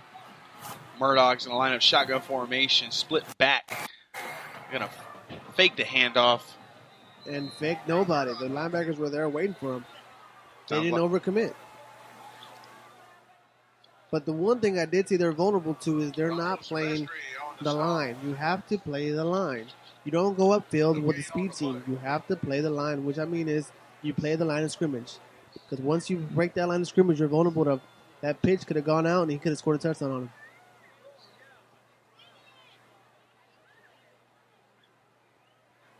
So I can see Stratford going back to that play because they're seeing that they're being overly aggressive. And pistol formation again. Here we go. Is it going to be a pass play? And actually, the receiver was down. No one was there. I think he just didn't see anything open and just threw it away. And his intended receiver there was number 82. And that's going to be Wyatt Branch. He actually slipped there coming out of his break on his route. And that's what it looked like. The quarterback seemed to throw the ball away. And his receiver actually, wasn't where he was supposed to be. It's going to bring in the punting unit. Ball's going to be spotted right around the 30-yard line. Return teams in for the Mustangs. Returner standing right about the 45-yard line. The snap's good. Punter gets the ball up and away. High punt. Fair caught by the Mustang returner. That's going to be number 24, Ben Stubbs. And that's a good stop for Memorial. They didn't waste much clock. They were able to get the ball back fast because Stratford was passing the ball. So this gives them a good chance to get a big drive on this one. This is going to be the statement. And that was a good defensive hold there for the Mustangs. Offense comes back on the field, led by number 9. That's going to be Wilson Carell. Carell's going to line up shotgun formation. Got 2 receivers to the wide side, 2 to the short. Ball's going to be fired on the quick out route to his receiver. Is going to be completed. That's number 85, Matthew Hintz. Hintz is going to pick up 4 yards or so. And it looks like Memorial is going to run the no huddle just the same way Stratford does. Shotgun formation, got twins on both sides. Oh, quarterback got to pull the ball down, looking to run, finds room off to the short side, and flags in the air. Late hit, and great job. Way to hang in there. Tough run there by the quarterback, Wilson Carell. And they keep getting them on the blind side. That's one thing I want to see Memorial do is go away from the blind side and go straight to the right. Because that's where Stratford's coming from. They keep coming from the backside, so you got to be overly aggressive on the right side. And that's a 15-yard penalty, giving Memorial an excellent field position. They're going to be about the 37-yard line for Stratford. And Memorial, they have the ability to put 30 points up in a half. So we could see the turn of the tide here. Shotgun formation, ball's handed off to the back. The back finds room off tackle, tries to cut it upfield, couldn't quite get much. Does pick up, not quite. A good pickup there on first down. About 8 yards there, off tackle off the wide side of the field. That's going to be number 4, Nicholas Peligi. And good running by Peligi so far in today's game. We got trips to the wide side. Shotgun formation. Ball snapped, handed off, fakes the handoff to Peligi. Quarterback rolls out to the right, fires the ball, not to his intended target. It's going to be intercepted once again. 3rd interception on the day. That's going to be picked off by number 34, Michael Irvin. Not the receiver, but he was the receiver, but not the receiver you're thinking of. That's a great job by the linebacker there, getting in front of the defender, cutting off the ball, high-pointing it, coming down with the interception. And the receiver, the tight end was open. The thing was, it was just a short pass. You had the right one-on-one read he wanted. It just was a short pass. I give him the read. I can't defend the pass. One thing I notice about a lot of young quarterbacks, they don't set their feet. They don't set their feet. And that's where you get your power from, especially when you're trying to get the ball 40, 50 yards downfield. You have to set your feet. You can't throw on the run. You don't have the same strength. Well, that comes from what Stratford's defense is getting in his head. They're coming on the blind side, so he's not relaxed back there. And I think he needs to step up and just go with his gut. Murdoch, pistol formation, takes a snap, hands the ball off to his back. Looks like it's Ellis. Ellis is going to pick up about 2-3 yards there on the dive play. Going to bring up a second and about 4 or 6 yards to go. 9:40 here to go in the third quarter. Score is 28-0. Spartans ahead of the Mustangs. That's the third interception for the quarterback from Memorial Mustangs. I think he needs to. I don't think he's doing a bad game. I think he just needs to relax and be poised in the pocket. Pistol formation once again. Murdoch calling out the shots, gets the snap, takes the ball, hands the ball up to his back. The back bounces off to the wide side, looking for running room, gets to the outside, runs through the defender, gets out of bounds. Great job. Great run by Ellis, picking up the first down. Great job by the receiver out there holding on to his block. And even though he's a speed bag, he just runs so angry on the sideline. He's just speed running, trying to find someone to run over. It's just a beautiful thing to watch. It's like he used to watch Adrian Peterson growing up. Exactly. Man, I'll tell you what, Adrian, when he runs on that sideline, he's looking to hit you. He ain't looking to avoid contact. He's trying to put a lick on you, especially if you're a defender. Exactly. Pistol formation once again. Murdoch takes the snap, hands the ball off. Dive play once again to Ellis. Ellis finds room, comes out, bounces out the gut, off to the left-hand side. A little high step, a little flash, a little glitz, a little glamour. Gets pushed out of bounds right around the 50-yard line. Another big pickup. Exactly, and they got Memorial guessing because they went back to the same play actually, and they didn't pick it up. Didn't pick it up indeed. Man, I tell you what, just like I said, Mark, when he chunked that dagger down there to bring us to 28-0. You got Chase Ellis just daggering and gashing and slashing with these runs, man. I tell you what, I call them daggers because, they literally cut the defense down every time. Every time you go in there and you just poke them, and it just hurts them that much more. Quarterback drops back, pistol formation, tries to fire the ball up to the short side, knocked down. Great awareness there by the defender to knock the ball down. That was Jack Shanowin, the 31 linebacker, stepped up and read the play. He just couldn't get his hands up fast enough to get the interception. That would have been a nice pick six. A good outside linebacker that was really great at doing that. A lot of these young guys might not know him, but LeVar Arrington used to play for Penn State, played for the Washington Redskins. He was always great at that. Play that outside linebacker / rush in position, able to get his hands up quick. Man, I seen this guy one time jump over an offensive lineman to knock down a ball.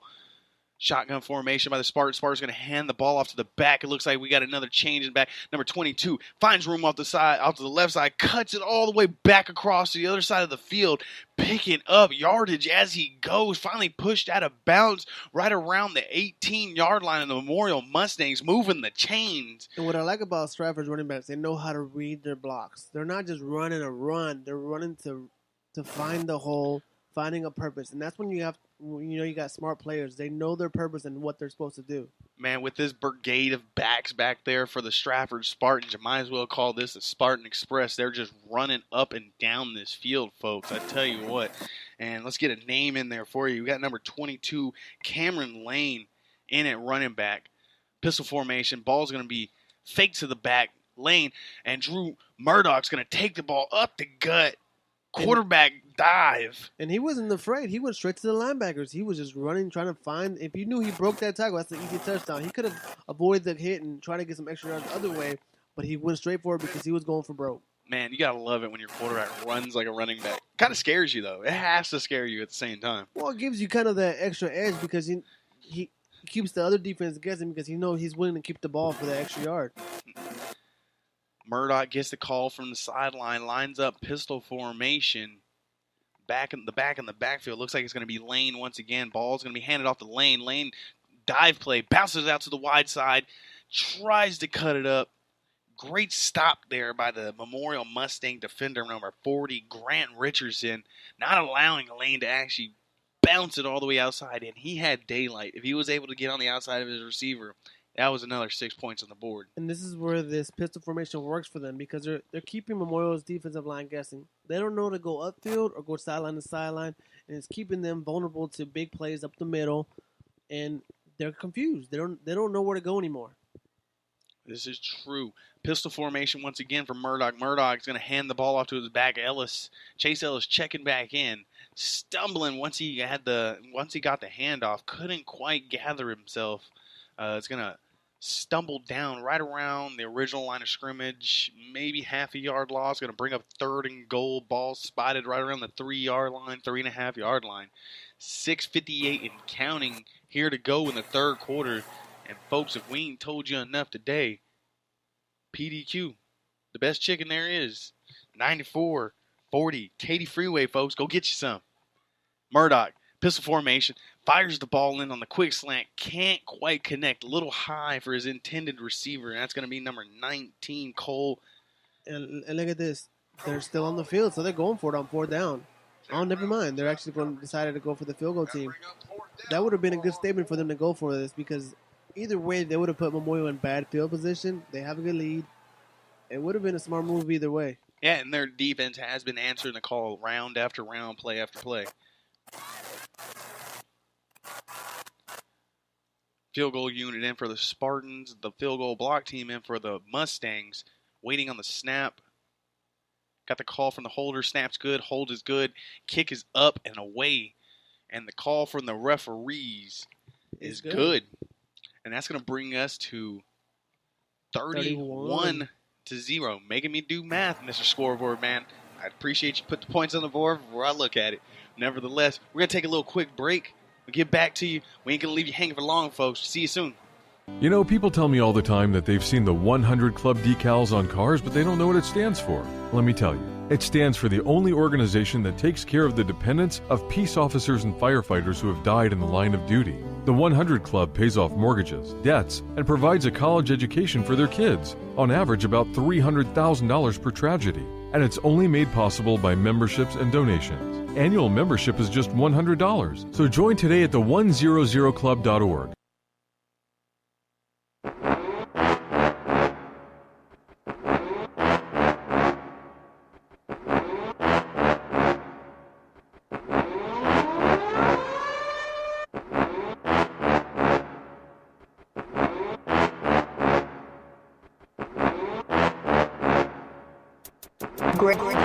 Great bass music.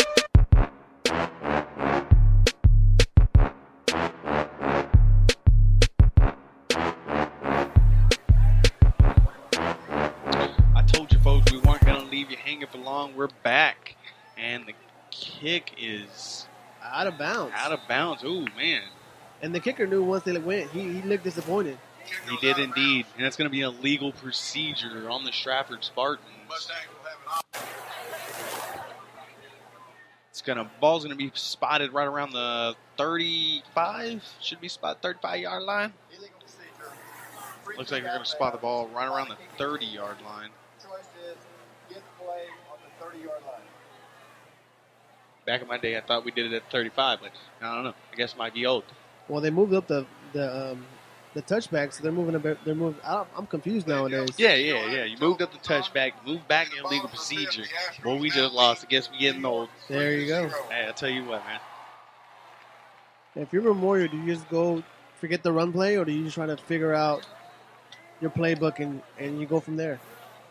Man, I tell you what, man. We're going to give out a big shout-out to Greg Dial. You know, he keeping us hydrated while we're here on the broadcast. Man, I tell you what, probably one of the best production managers in the game.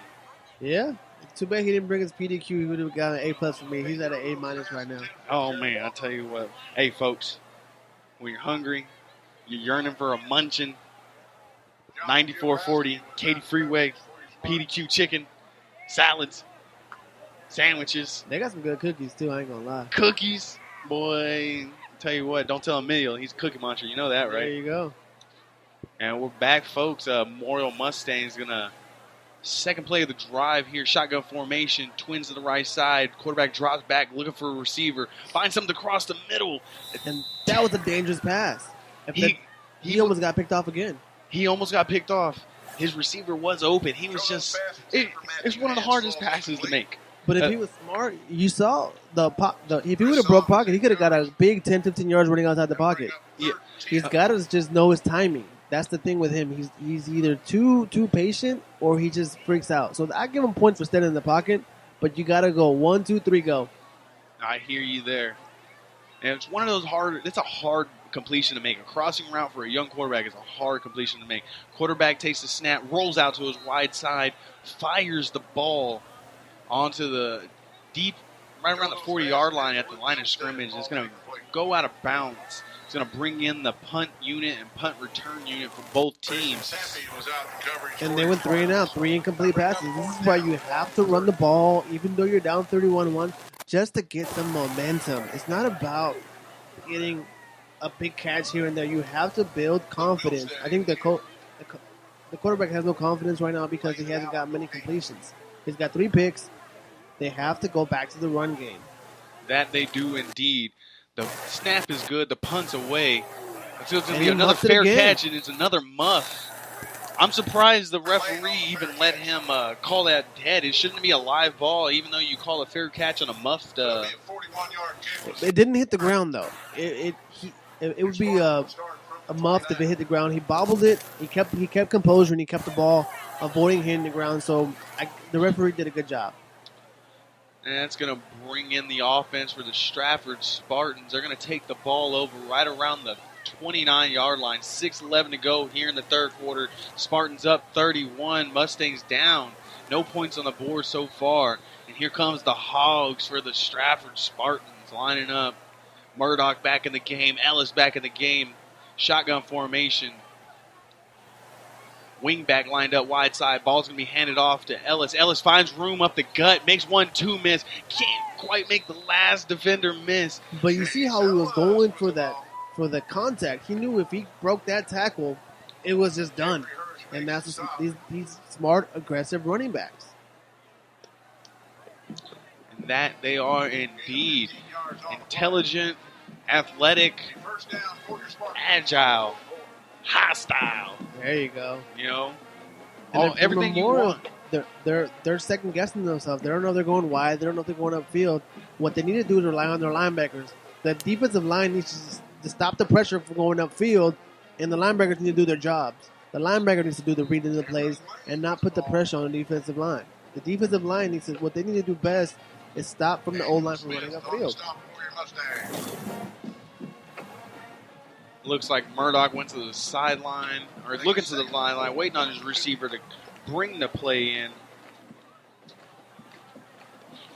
And looks like it's going to be brought. The call is going to be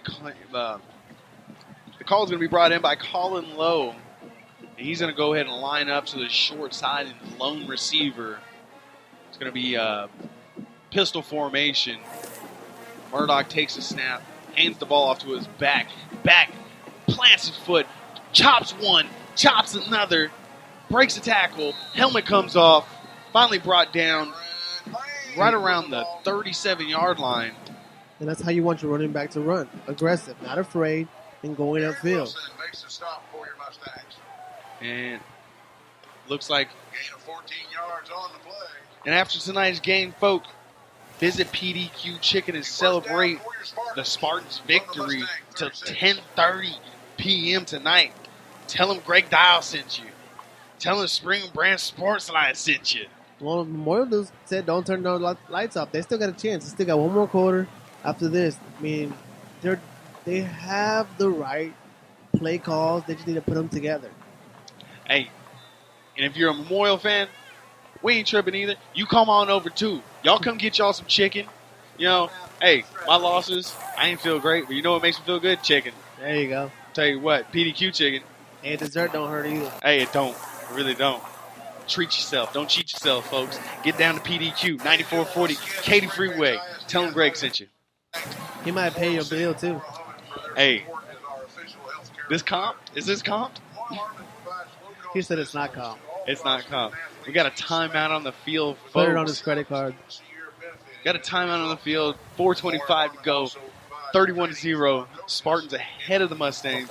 We'll be right back, folks. You know, people tell me all the time that they've seen the 100 Club decals on cars, but they don't know what it stands for. Let me tell you. It stands for the only organization that takes care of the dependents of peace officers and firefighters who have died in the line of duty. The 100 Club pays off mortgages, debts, and provides a college education for their kids, on average about $300,000 per tragedy. And it's only made possible by memberships and donations. Annual membership is just $100, so join today at the 100club.org.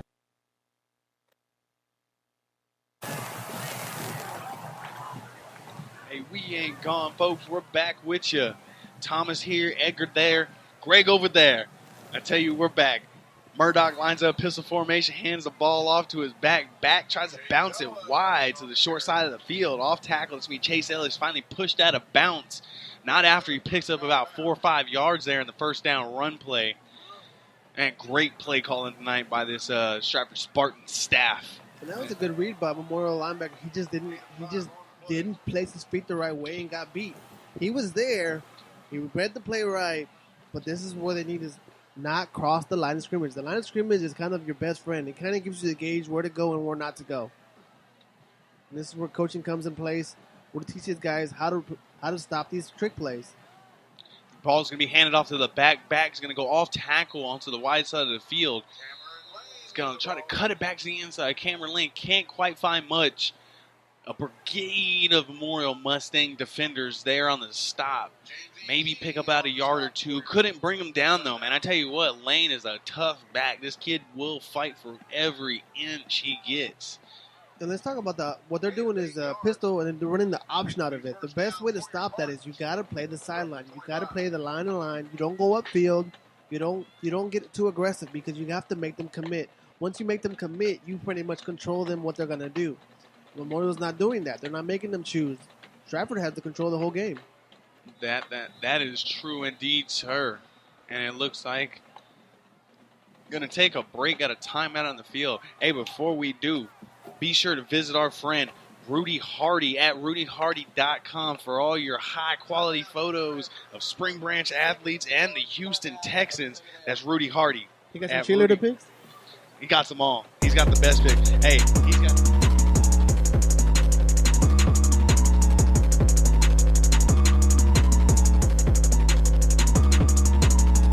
You're listening to the Spring Branch Sports Line. We are the voice of the Spring Branch athletic community. Join us as we cover athletes past, present, and future. Visit yourbranchnews.com for 24/7 coverage of the Spring Branch athletic community.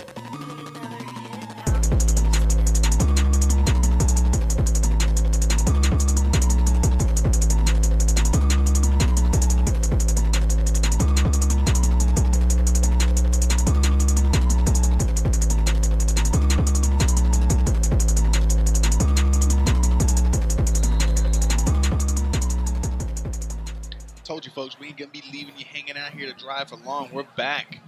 Murdoch's going to line up, pistol formation, hands the ball off to his back. Ellis takes the ball on the dive play, maybe picks up about a yard or two.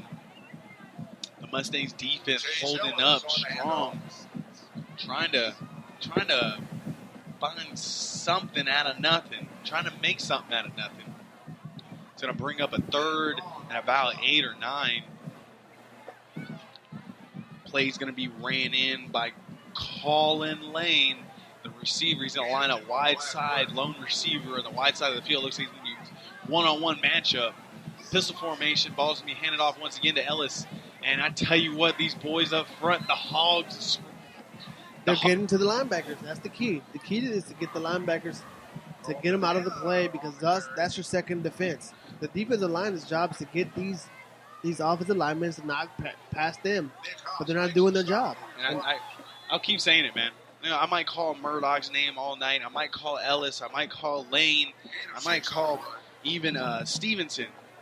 But the Hogs up front, they make it happen. They won the game. They're getting to the linebackers and stopping them from being able to pick an option and pick a read. They're not. They're just stuck in pretty much cement. It's going to bring up a third and short, pistol formation. Murdoch calling for the ball. Ellis lines up in the backfield, takes the snap, ball handed off to Ellis. Ellis on the dive. And I like how the receivers for the Spartans are still running hard. They know it's a run play, but they're still playing hard because they know they have to sell it. You have to sell it. You know your role. That's the key. This team plays every position to their role, and that's the key to a successful team. Not just it's not my play, so I'm walking around playing half. You got to play full every play. Can't take a play off, can't take a day off, can't take a round off. You know, Cameron Haynes, he's got this great saying, no one cares, work harder. There you go. And that's what you got to do. You just got no one cares. Just keep working, work harder. Was Cameron Haynes the man that made the Haynes underwear brand? No, Cameron Haynes is actually, he is what we call a high endurance athlete. He's a professional archer. He just got finished running what they call the Moab 200. It's a 240-mile foot race. It took 3 days. So he actually had to sleep in the wilderness for 2 nights. Why? Endurance athlete.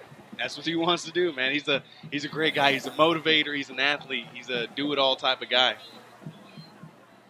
I'm good.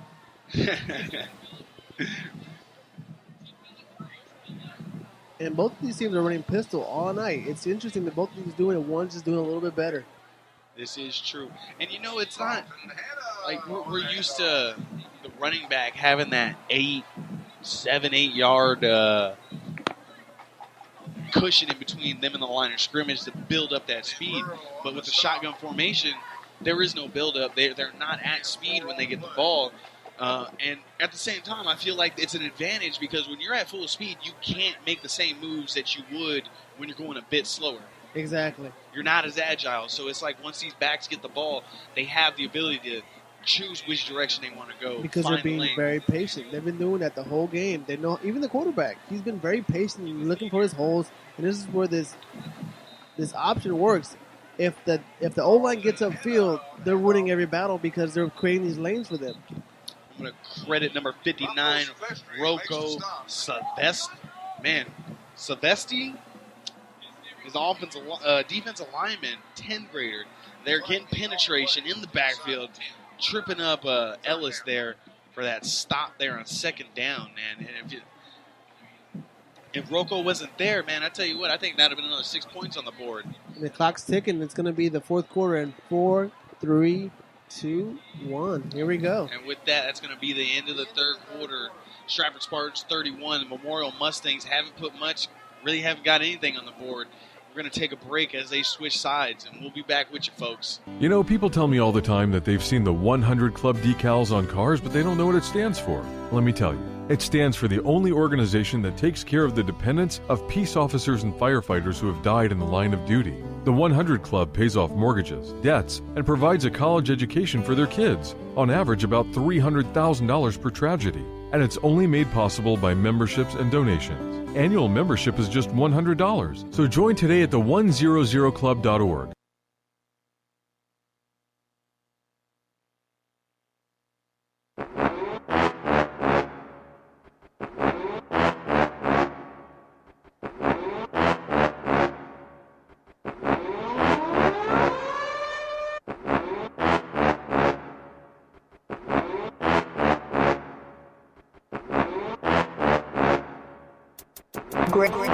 Great bass music.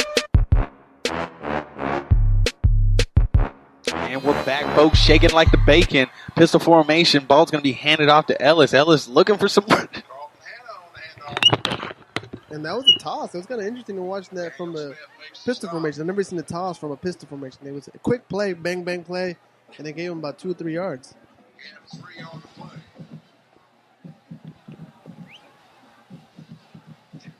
So it's fourth down. So are they going to go for the field goal or are they going to go for this play? From the looks formation, they're going for the field goal. That field goal unit in. 11 seconds to go. Got to get this snap off quick.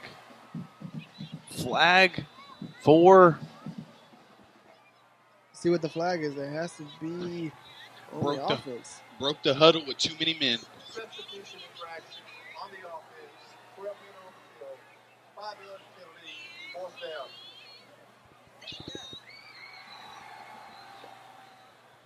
I mean, at this point, it gives a kicker a better chance to be more comfortable or get a better kick. If they were going to rush it, it would have been a bad position for them. It could have got blocked. It could have got returned for a touchdown. the penalty was a blessing in disguise.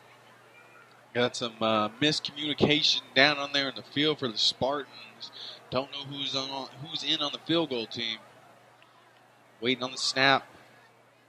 Snap's good. Holds good. And It's blocked. And it's blocked. Oh, man, the Mustangs try to pick it up. Couldn't quite get it, but Spartans are going to fall on the ball. It's going to be number 15, Ben Kerr. I think they're getting a little lackadaisical. I think they know they got the win in the bag, but you still got to play the full game. They have to play it the whole game. You have to practice the whole game. And that is true. I feel like they are getting a bit lackadaisical, a little lackluster. Like you said, you can't act like you already won if you don't got all 3 zeros on that time clock there.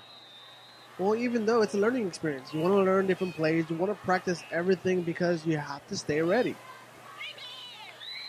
And here comes the Mustangs lined up, shotgun formation, split back, trying to get the Spartans to jump off sides. Got a couple defenders jumpy down there. 6 seconds on the play clock.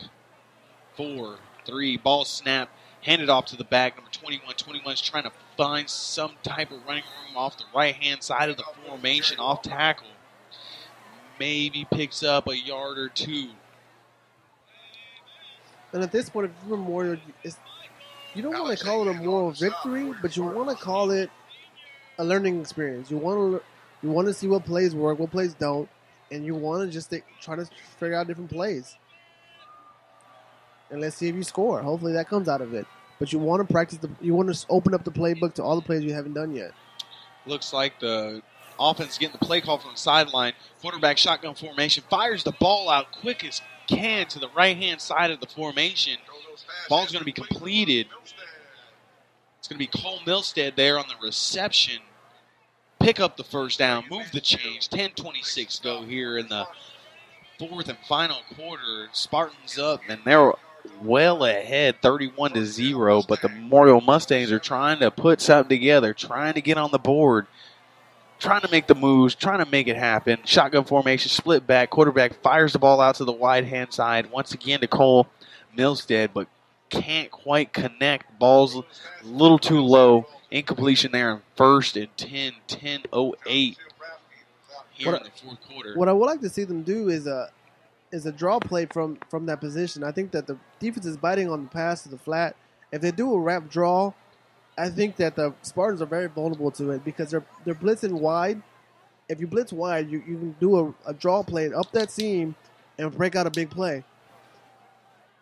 That is true. I do believe you there, sir. And once again, shotgun formation, back lined up to the short side of the field. Ball's going to be handed off to the back. Back looks for some room up the gut. Going to pick up a few. Looks like he's close to moving those chains. That's going to be number 21, Jerry Walker. And yes, indeed, he's going to move those chains to get this thing going. Looks like the Mustangs are getting in a bit of a rhythm, trying to change the pace of this game. No huddle. Shotgun formation, trips to the left-hand side of the formation. Quarterback draws back, fires the ball out quick onto the right-hand side. Quick completion, about an 8-yard pickup. David Koski on the reception. Jared Terrazzo getting these boys in line, trying to get them to the line of scrimmage, trying to play quick. Once again, we got twins to the left-hand side, one receiver up lone. Ball's going to be handed off to Walker. Walker finds a crease up the middle, makes a move to the left, finally brought down, thrown down to the ground, but not after he picks up the first down, after picking up about 8 or so yards there, moving the chains, 9:23 and counting. One thing I don't like, I see they're still like, even though they're losing, they have to have some eagerness. You have to just role play 2-minute offense. This is just everything's practice for something for later on in the season. This is true. And yes, indeed, they are playing with a sense of urgency. Trips to the left. Quarterback takes the next from the shotgun formation. Fires the ball in there. Great reception by his receiver. And that's going to be Davis Koschke going up in the air, climbing the ladder, hauling it down, bringing it down to no man's land at that. And once again, another first down. Chains are moving. Terrazzo getting the guys in line. Calling the shots. Got twins to the left. Single receiver up top.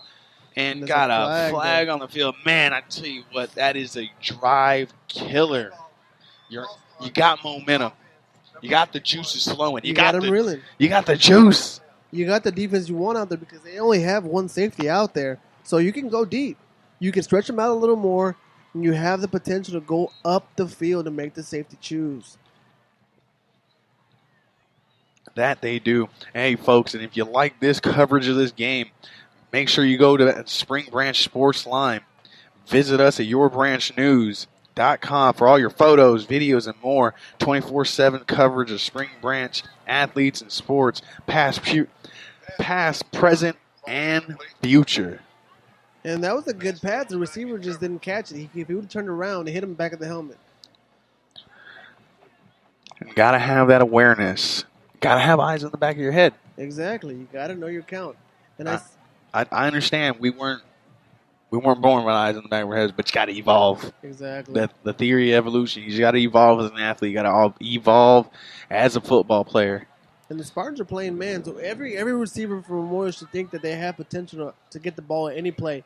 Koski's going to line up lone receiver at the top of the field. Ball's going to be thrown out to the back. And that was a nice catch. And that was a great catch. Once again, that's Walker, the running back, number 21, making the reception out of the backfield. Looks like he's going to get back to the original line of scrimmage. He's going to bring up a 3rd and 10. Got to convert here. If you're the Mustangs, you got to convert. Got to keep the game alive. It's a bit of a stretch to maybe get back in this game, but you got to play like you're still in it. Doesn't matter.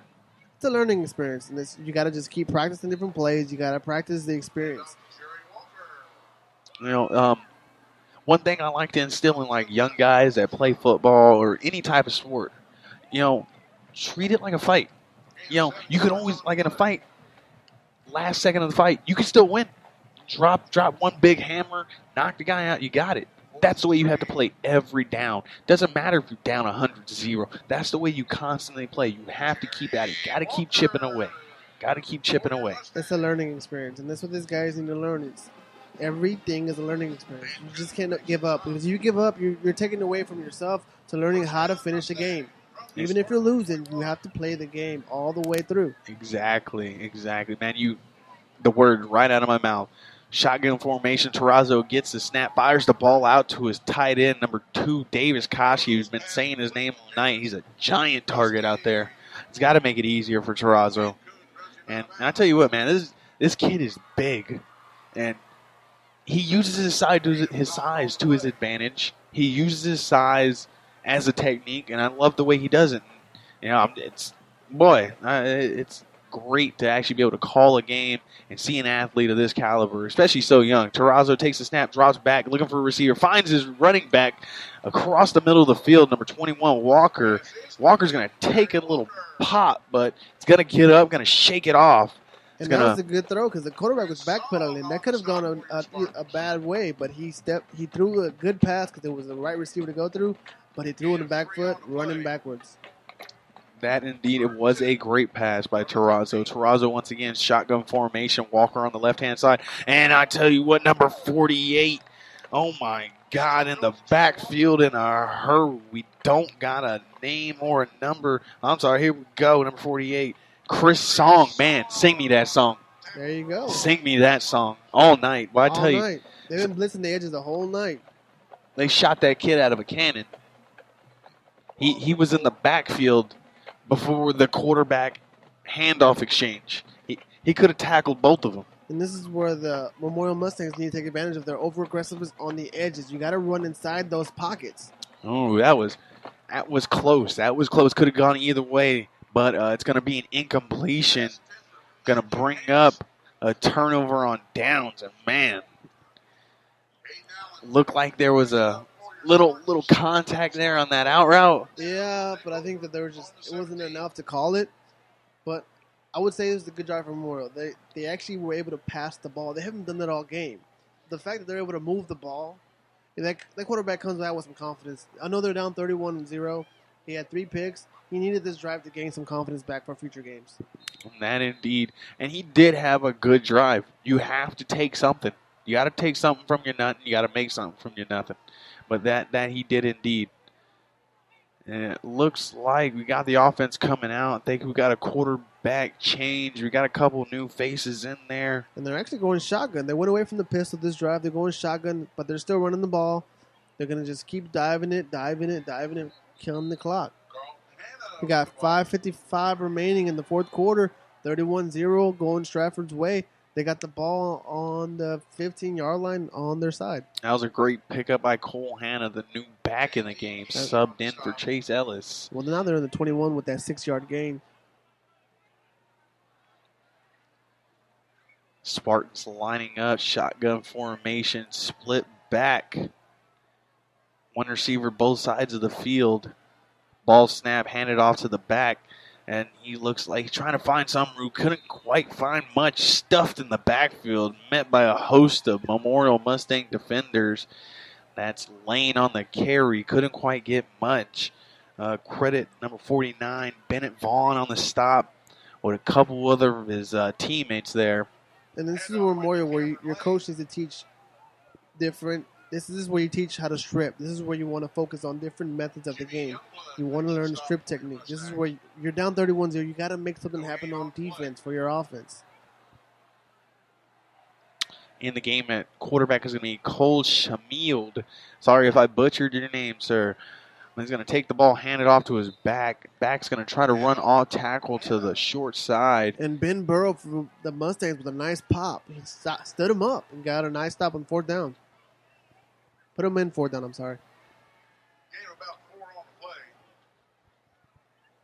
play. Picked up about 4 yards there on that third down play. He's going to bring up a 4th and short.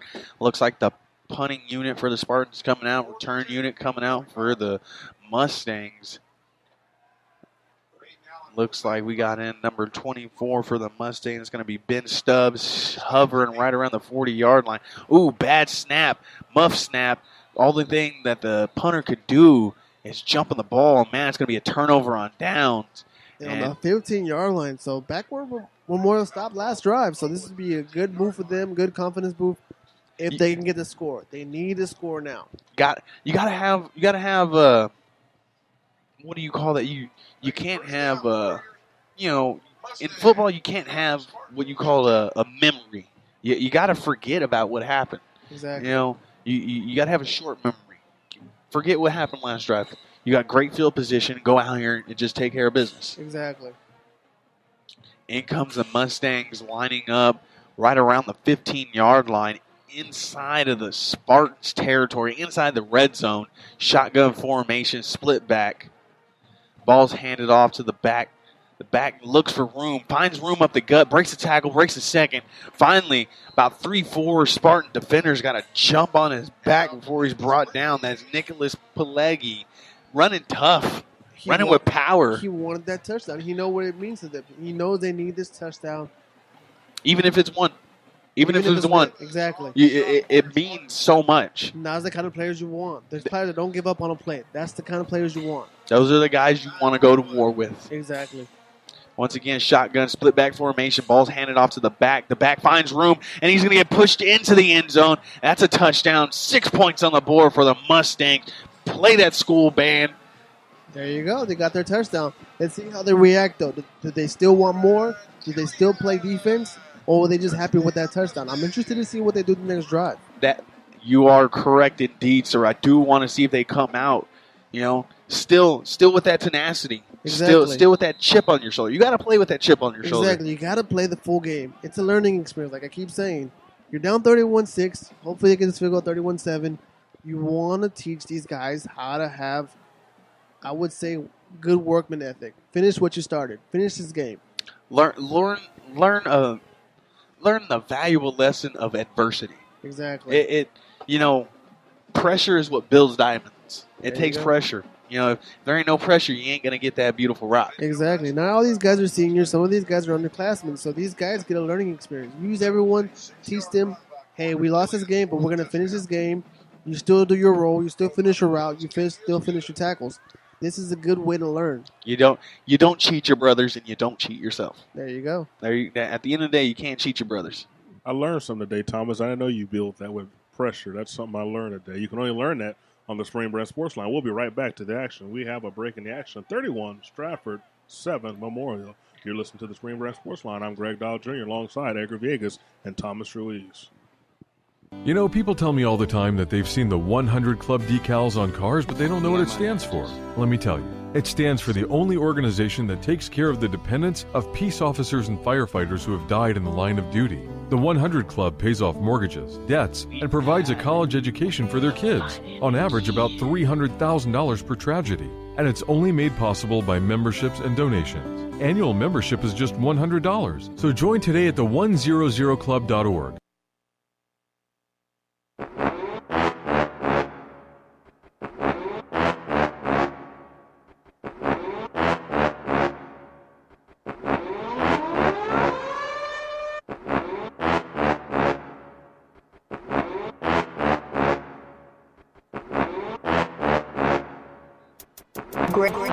Great bass music. And it looks like we got a timeout right before the kickoff. And man, if you needed a break, you got another one. We'll be back, folks.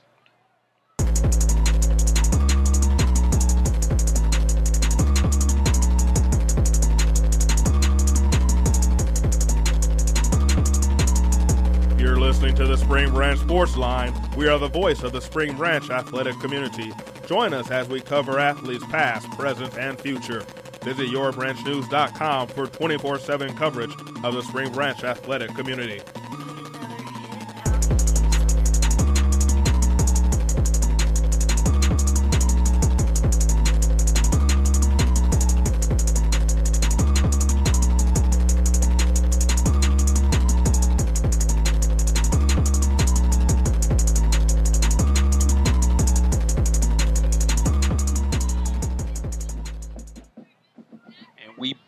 Folks, after the quick timeout by the Stratford Spartans, they got their onside kick unit ready to go. They seen the Memorial Mustangs come on with the onside kick unit, and it looks like the Mustangs are going to stay in that onside kick unit.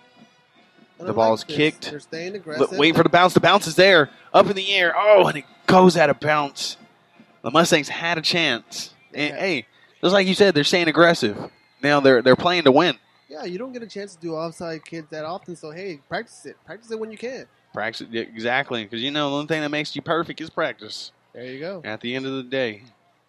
And you got to go live. You practice against yourself. You're not going to learn much because it's in a controlled situation. This is not controlled. This is not the same practice squad. You know what else makes another day perfect? The perfect ending to a day? PDQ chicken. All day, every day. 9440. Katy Freeway. Go get you some, folks. We got 3:19 to go here in the final quarter, folks. Stratford Spartans up 31-7 ahead of the Memorial Mustangs. Spartans taking over around the 48-yard line. Takes the snap, hands the ball off to the back. The back finds room off the left-hand side of the formation. Cuts it back to the center of the field. Finally brought down. Memorial came with the blitz, which was a good call. They just the running back saw it, and he ran inside the gap. That was a good pickup from the running back. Good call from Memorial. Just a better read from the running back. Credit Clayton over Bergen on that carry there. So you think PDQ's better than Lucky House? I was craving Lucky House. I'm a Whole Foods type of guy, you know, a little bougie over here. But, hey, say the least, we're back to the action, folks. Shotgun formation, split back, 2 receivers on either side of the field. Ball's handed out to the back looking for room up the middle of the field. Tries to hurdle the defender, can't quite get over top. Got a good little pile up here happening in the center of the field, kind of like over there on I-10. But it's not cars, it's people. It's going to bring up a stop. Looks like he got back to the original line of scrimmage. Maybe a yard or so is going to bring up a 2nd and 9. And Memorial's playing the line. They're being aggressive, and I like it. Well, they know what's coming. They know what's coming. They know Stratford wants to get out. They're trying to go home, trying to get the PDQ, trying to get that chicken. You know, I'd be doing the same thing. Exactly. So stuff the box and play big on big. Let's play real football. The ball snap, handed off to the back, dive play, tries to find some room up the gut, maybe 2 or 3 yards. And I finally see Memorial's defensive line firing out. A little too late, but hey, you're finishing the game, and I give them credit for that. I wish they were winning these battles earlier, but they're still fighting. And it looks like we got a stop in the action. 1:53 to go. 31-7. Stratford ahead of Memorial. Timeout on the field. Got a timeout in the booth up here. Y'all take a timeout as well. You know, people tell me all the time that they've seen the 100 Club decals on cars, but they don't know what it stands for. Let me tell you. It stands for the only organization that takes care of the dependents of peace officers and firefighters who have died in the line of duty. The 100 Club pays off mortgages, debts, and provides a college education for their kids, on average about $300,000 per tragedy. And it's only made possible by memberships and donations. Annual membership is just $100, so join today at the100club.org.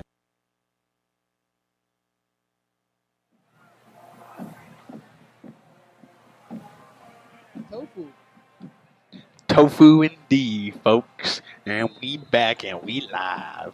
1:53 to go here in the fourth quarter. Pistol formation for the Spartans. And it looks like you got someone to jump. And it's not what you needed if you're the Mustangs trying to get off the field here on 3rd and medium. About a yard or two gain there on the 3rd down run. Waiting on the call. Looks like it's going to be a neutral zone infraction. See if we can listen and get that call down on the field. Offsides on the defense. 5-yard penalty will result in a first down. You know, I tell you what, man. They had him off the field. Third and medium. It was going to bring up a 4th down. And, you know, going to get the ball back, try to march back downfield, get your offense in a rhythm, keep it going, use that momentum onto the next week. But you know what? Hey, I like playing defense. If I'm the Mustangs, I'm like, hey, 3 more plays. Let's get it. That was their last chance to get one last drive. At this pace, they can't stop the clock anymore. This game was pretty much over with. That was their one chance to get the ball back. They could have got that stop on 4th down and got the ball back. But at this point, they got to waste another timeout, and hopefully they'll get a strip because their clock's going to run they're going to run out of time. And it looks like the Mustangs are going to take another timeout. Looks like they have 1 timeout left. 1:18 to go here in the quarter, folks. 31-7, Stratford ahead of the Mustangs. We're going to take another break. Y'all take one with us.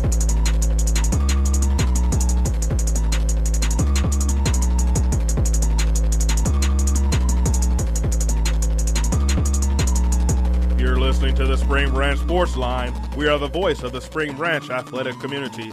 Join us as we cover athletes past, present, and future. Visit yourbranchnews.com for 24/7 coverage of the Spring Branch athletic community.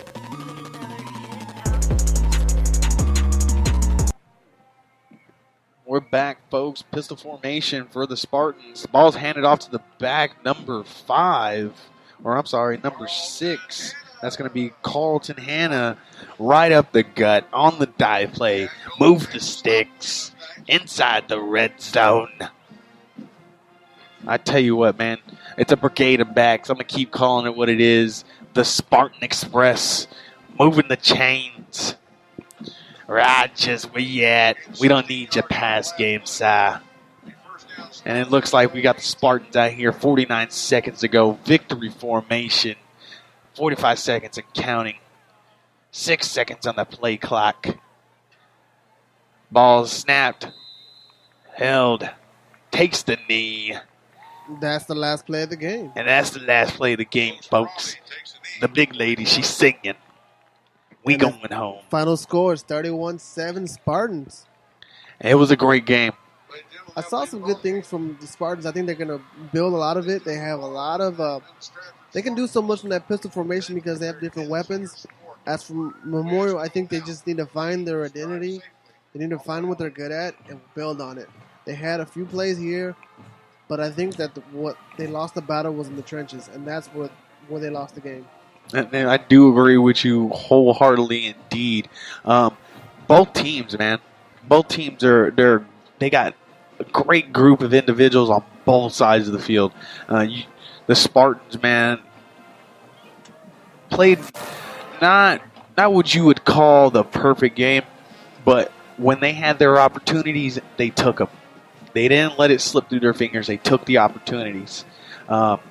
the Mustangs, they just couldn't quite get in that rhythm, but we saw those glimpses of greatness, those glimpses of that playoff team that can get deep into the playoffs and win. And we saw it from both teams. Exactly. Like I said, the scoreboards show a different game, but if you actually sat down and you watched this game, you would know how close it really was down on the field. What I want to see Spartans do is develop a pass game to mix with that good run game, because it'll add another element to them, and they'll be a big threat for the playoffs. This is true indeed. And maybe, you have these backs, man. They're so great at what they do. Maybe involve them into the pass game. Maybe develop off of them. You have a great running backs. What else can they do?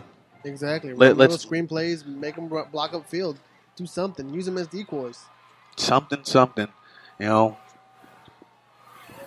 time will tell what's the next step of how that offense is going to change up what they're doing. Next week, the Stratford Spartans are going to be here at beautiful Darrell Tully Stadium for the Friday night football action. Brought to you by the Spring Breast Sports Line, but also it's the Friday football game of the week with the Houston Texans. Going to have some appearances by some cheerleaders and so on. It's going to be a big thing in the city of Houston as recognitions coming to Spring Branch in the form of the Houston Texans Friday night football game. Once again, we'll be here to bring you coverage of that matchup at yourbranchnews.com. Remember, Spring Branch Sports Line 24/7, always available for free to our listeners and members of the community. We're the Spring Branch Sports Line, bring you coverage as only we can of the Spring Branch athletic community. But I'll let Edgar and Thomas have a final word. They've done a great job bringing you coverage of today's Memorial versus Stratford matchup. Final score, Memorial 7, Stratford 31. Thomas and Edgar, take it away. So if you're Stratford, what do you take away from this? Man, I take away the fact that like I said, when you have the opportunity, you don't let it slip through your hands. There you go. When it's all said and done, you can still rely on your running game. The foundation of football, it's a running game. And when you got that brigade of hogs up front that can move mountains, that's just that much more of an advantage to take into the postseason. Yeah.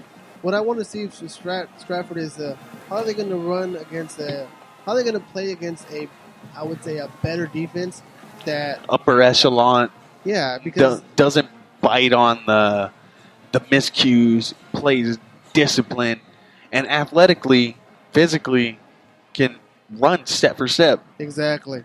Because I think that if they add that pass game to the element, they'll be on the next level. I think that's what they need to develop. As for Memorial, I think they just need to work on finding their identity. I think that they want to be an option team, but they don't have the offensive line to protect them on that. They need to focus on using their tight ends to block more. They need to focus on using what they have to win games. They can't just run a playbook and hopefully it works. You have to find ways to make your players in a better position. I agree 100% with you. And with that said, you got any plugins? Got a Twitter handle people follow you at? Snapchat? No, sir. I'm good. No, sir. And with that said, folks, it's Thomas Ruiz, Edward Villegas, and the one and only Greg the Man Dial.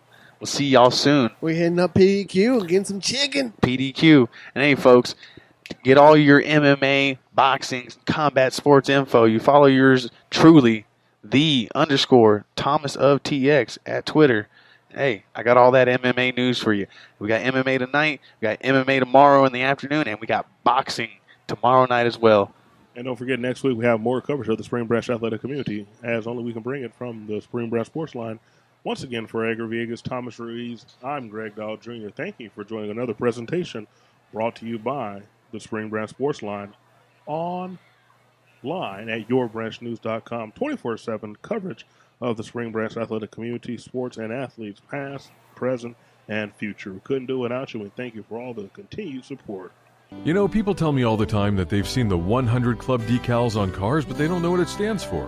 Let me tell you. It stands for the only organization that takes care of the dependents of peace officers and firefighters who have died in the line of duty. The 100 Club pays off mortgages, debts, and provides a college education for their kids, on average about $300,000 per tragedy. And it's only made possible by memberships and donations. Annual membership is just $100. So join today at the100club.org.